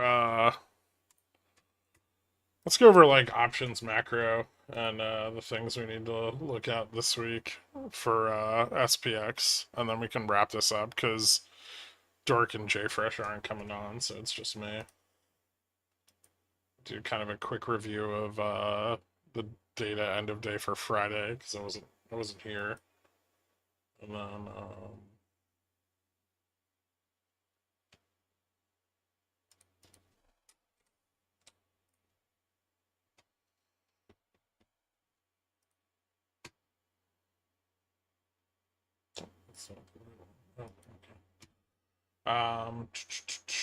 So it looks like put leverage continued to fall into Friday's close. Call and net leverage fell off a bit. The peak of put leverage is still about 6.5% out of the money, so there's definitely some interesting. So yeah, it does look like put leverage at the peak reduced, and the peak moved back a little. Call leverage at spot continued to reduce, as did some call leverage out of the money. It looks like most of the delta that fell off on puts was fairly far out of the money, though. Nothing really close to spot. Yeah, the changes at spot are pretty minimal.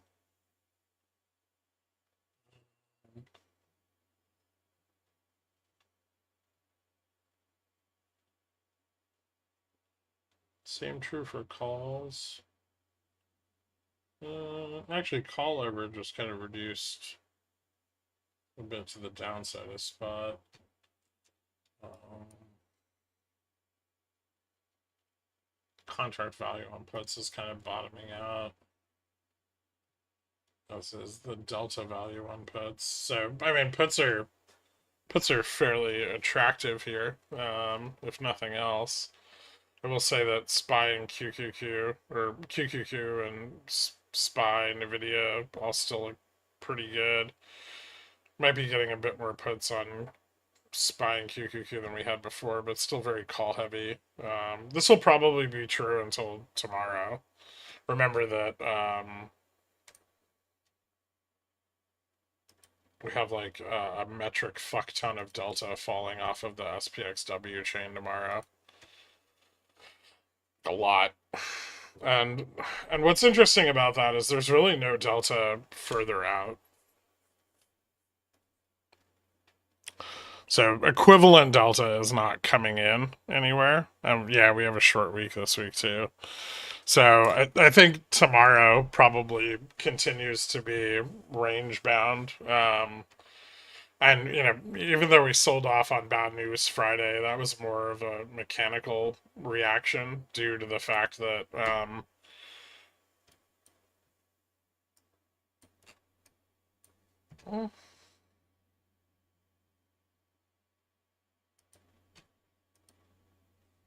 wait a second.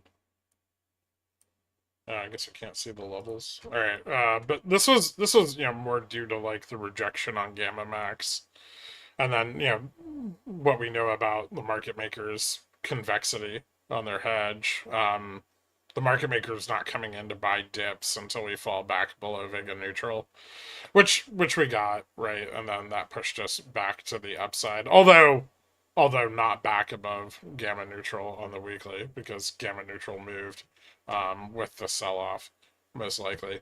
And so, but we did close the day back above like VN on the weekly, which means at least by end of day we had basically rejected off of gamma max and closed lower. Um, this range still presents some of those same risks. Some of the total delta fell off. Some of the gamma, like the total delta fell off going into tomorrow's very large end of month expiration, but some of the gamma fell off as well, quite a bit from Thursday. From 42 billion in gamma exposure to 31 billion by end of day on Friday. Which means gamma exposure is going to be a little bit lower tomorrow than what it would have been, which does open up some more range, but gamma exposure overall tomorrow is still very high, um, which we can probably take a look at here.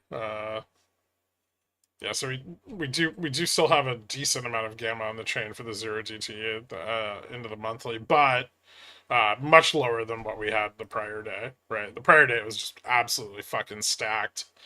That was going into Friday's trading session, and now it looks like this. So I would say it's definitely definitely not as likely to snap back again if it fails, especially if the 6150 level is lost to the downside. But yeah, it does look like after the end of the month expiry, everyone's just waiting to see what happens on June 9th. And then tonight's news could accelerate the concern regarding that. I won't. I'll do the prediction now. And then we did pick up a little bit of volatility on Friday. I don't know if any of it really held, but the 30-day IVs are kind of leveling off. 10-day IV continued to fall, but HV10 is rising. So the short-dated puts are becoming a little bit cheaper relative to their historic performance. And that might encourage some interest in long puts. I mean, obviously, HV60, HV90 is still way, way, way the fuck above spot. So all of these options relatively cheap based on that performance. And this is one of the reasons I think we don't see short vol piling in out on the monthly contracts because the risk of the market snapping back, especially given everything we know, right? Like we know about the extension on tariffs. We know when the deadline for that is. And so given that all of that is known information, it makes a lot of sense that we're not seeing vol sold aggressively 2 months out, 3 months out. We're only really seeing it sold in the short term. Some other notable things about Friday is this is something you usually don't see. Is we did see a bunch of short vol come in here in the bottom of the market maker's expected range, which I believe we did test the lower end of on Friday, or well, came kind of close to testing. But and that probably led to some of that put selling. But we see put buying, right? You're seeing put buying, out at like 6,000 and lower. We're seeing probably some of those short puts being bought back. We're seeing spikes in the volatility down below spot as opposed to just big tranches of sold puts. We are seeing some sold puts further out, like out here on the like end of July expiration. But these all very, very far out of the money. I mean, those are like 5,600 and lower. And then this is like the big beginning of August. So beginning of August, end of July, we're seeing a little bit. But in the short term, put selling's mostly staying, like the drops in volatility on the outer edges of the curve are mostly really far out of the money, like down around like 4,000 and stuff. And so I would say that going into this week, most of the risk is going to be right here around. Oh, what is that like? Like 5,400, 5,500. We'll probably look out here. Yeah, these seem to be like 5,450, 5,780. There's some sold shit. Like 58 to 5,900. There's a little bit. But we do see some upside interest around like 52.95. And then also here we have a bunch of sold puts on the second. Out here on the third, below 57.70. And then that's kind of it. So most of the put selling over the next few expirations, very far out of the money still. But not a big uptick in implied volatility. However, if we were to drop, that should shift. I think IV in the short term would start to rise pretty dramatically under like 59.50, and then just keeps going up below that. So that might be a good level to watch to the downside for a support if we do sell off following the end of the month. Implied move for tomorrow is really low. It's probably true across both chains. If we go out to TradingView, it's probably going to reduce our range even more. I think Friday we didn't even move into the lower expected move. We fell, I think, in the worst part of the day, we fell, what was it, like 14 points, and then still ended up closing up 52. Now, what that is doing, that day over day increase, it is pushing historic volatility higher, which is making people want to hold on to those short puts less and less because they're really not getting any more value now.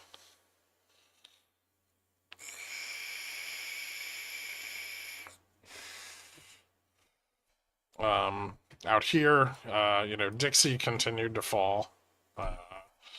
We saw yields at the back end of the curve, mostly continuing down. There was a little bit of a bounce back on Thursday. Oh wait, that's the wrong. I have it on the 1 hour now. Oh, okay, sorry. Yeah, mostly continuing down, but dollar flat at in the low 97 range, which was a prior support, if I'm not mistaken. Yields at the top end of the curve moving a little bit, but correlation going sky high into close on Friday. So that's that short term drop in index volatility, which probably will persist. But I will say the 3 month correlation keeps setting higher lows, which is kind of interesting. So still not leveraging up the 3 month, even into end of day Friday, nearly as much as we saw on the move on the 1 month. And actually, if you get a little bit more, I could probably index these. Oh, those are indexed to 100. Okay, yeah. So that spread is fairly accurate. And these periods where short dated vol moves drastically below 3 month vol don't tend to last. Usually once that positioning expires or sells off, the correlation on the 1 month is going to move up rapidly. You can generally see that occur in several other instances of the same effect. Like if you go back here, prior to the April run, we saw a short term correlation moving much harder than 3 month, and then when that snaps back, it tends to be pretty violent. So something to make note of, especially given that 1 month correlation is so much lower. A little bit of recovery in commodities could be a source of some risk off. Bond volatility is still excessively low, though, which is interesting. And there was a little bit of a turnaround in the forward yield on volatility there. Also, the bond curves kind of stopped moving up. But the spread here is wild. That's a lot of arbitrage, and you'd expect somebody to close that at some point. So keep an eye on that. Skew fell Friday, so some out of the money put demand definitely showing up, and it's possible that this out of the money spike in IV that we're seeing on puts, some of those might be bought, right? Like these, they might be buying some of that. Definitely not all of it. Some of it's definitely sold, but there's some like little pockets like out here on the OPEX. There's some bot puts at like the 70-75 through like 56-60 range. Just out. I think the 21st is the OPEX, right? Yeah. So 721. 721 is the day. Oh, this is like the Monday after OPEX. There's some put buying here, like 58.35 out to maybe like 5,700. And those aren't exactly small. I mean, somewhat interesting. There's definitely some put buying out here at end of month, or just before end of month. Also some put selling, but we can't see what you're talking about. Oh shit, my bad. I was just look at the IV curve and move the little thing around. But here, and then at the OPEX expiration, there's some out of the money put buying before and after OPEX, and then some put buying out at end of month, just before end of month, 729. What's up, G-Wagon? There's some call selling. I don't know if any of it's super aggressive, but there's some here, like over the next few days. Like, but it's way out of the money.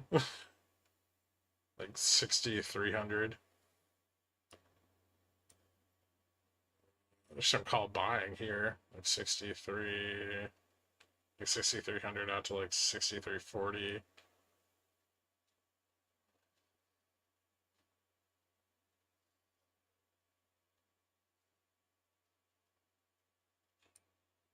Yeah, I don't think anything's limiting the upside range. There's just not a ton of interest out there. There is a little bit of call selling. It's not very dramatic.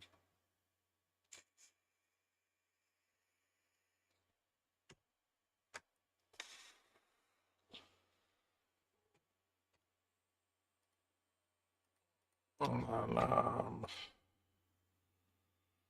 VIX correlation stopped going up, which could also be a sign that we're gonna maybe see, because usually what you get is you get like a rise in correlation, and then as that positioning starts to break apart, you get people trying to offset the increased risk, and then you get a spike in vol. So, um, we're now, as of Friday, seeing correlation start to fall. That could be like short vol moving out of near term positioning and into like rolling out into longer dated positioning. As that roll progresses, right? If we now continue to see correlation move down, the chances of like a spike in volatility in the near term would probably increase a bit. Fed fund futures on Friday look like they fell a little bit, with the PCE data probably, which wasn't good. It rose a little more than expected. Bear steepener is still picking up. I'll go over technicals tonight because that doesn't take me very long to write up. But uh, if I had to say for this week, I would say that tomorrow we probably we probably stay in roughly the same range we're in now, like SPX, like somewhere between like 60, like 61.50 and 61.75, and then with the possibility for money to come back in at the end of the day. The upside is kind of an unknown. I guess it could push out to Gamma Max, which is about like, or maybe a little bit above Gamma Max, which is like 61.80 something. Pretty near the highs of the day on Friday. But it's, with end of month and everything being so over leveraged and money going into RRP, the chances of a pullback in the lower gamma around spot both could incentivize a larger than expected sell off. I don't think we have any significant data tomorrow, but we do have some important data this week. I think starts on like maybe Tuesday. Yeah, we have labor data this week, so we're gonna have jolts on Tuesday. But we also have ISM manufacturing on Tuesday, which is important. We have EU inflation, which is expected to rise back to their target rate. That's obviously good for the euro. Into the middle of the week, not much. But then non-farm is on Thursday because of the short week, and ISM services is also on Thursday. So it's a short week, but the cutoff is Friday, so I think there's like a decent chance that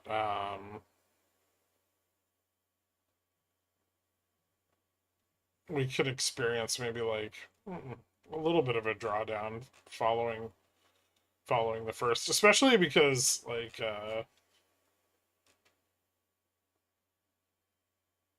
well, hmm, I wonder if things will just stabilize because there's not enough time between the data sets. I would say that if the initial reports for labor are bad, like if Jolts isn't good, that might put like a little bit of a bearish bias on the rest of the week. But if Jolts is stable, we might just stay like flat into like NFP. ISM services and manufacturing will be kind of important now, but mostly just the price indexes.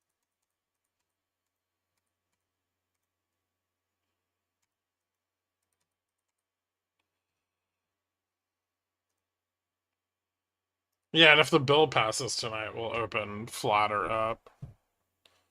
If the bill doesn't pass and Trump said bearish shit, then we can pull back pretty hard. But I don't know if both of those things would be true. Bear Gurk? They have to do all three.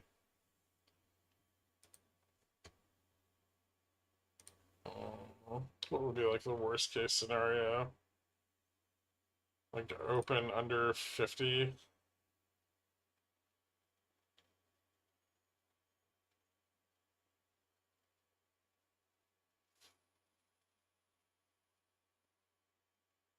Fill the gap. Bounce back to like 25.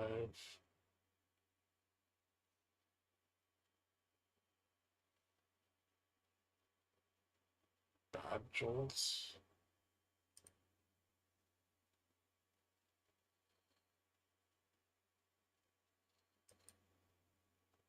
Bad.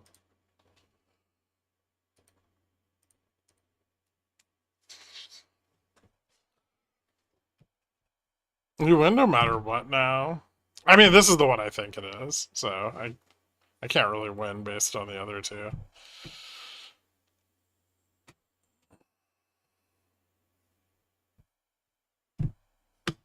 Gurg just goes to SPX 0. I mean, it would be back to gamma neutral. I just don't think like Vega neutral on the monthly matters that much right now. So like once we're below, see the problem is like once we go below like VN on the weekly,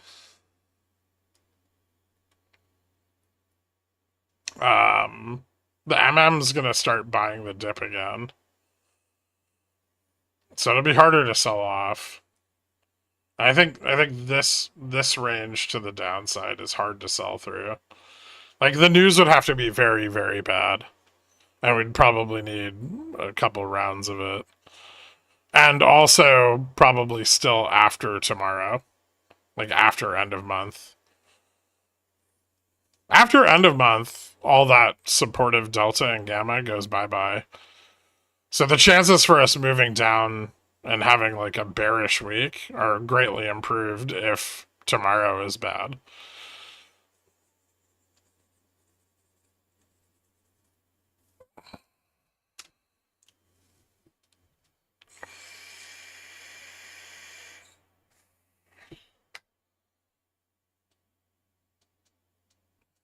Why is Tuesday bullish? It's not. It's down. Tuesday's down all day. But up into close tomorrow. And then we also have data Tuesday morning. Jolts and whatchamacallit. So we probably move up into end of day to stabilize into the macro data. And then if the data is bad, sell off into the intraday and on the delta and gamma falling away. And then same thing for end of day Wednesday into Thursday. Right, we got data the next morning. I don't know if that goes so high. Maybe like 60, 50 would be more reasonable. Yeah, all right. I like this.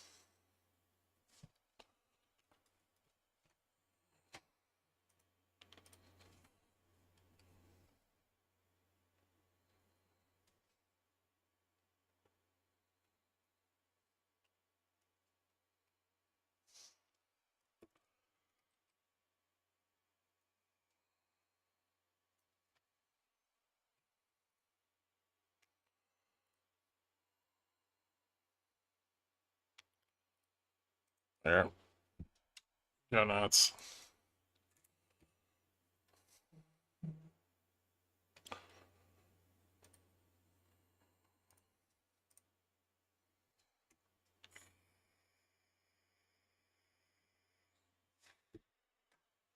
All right.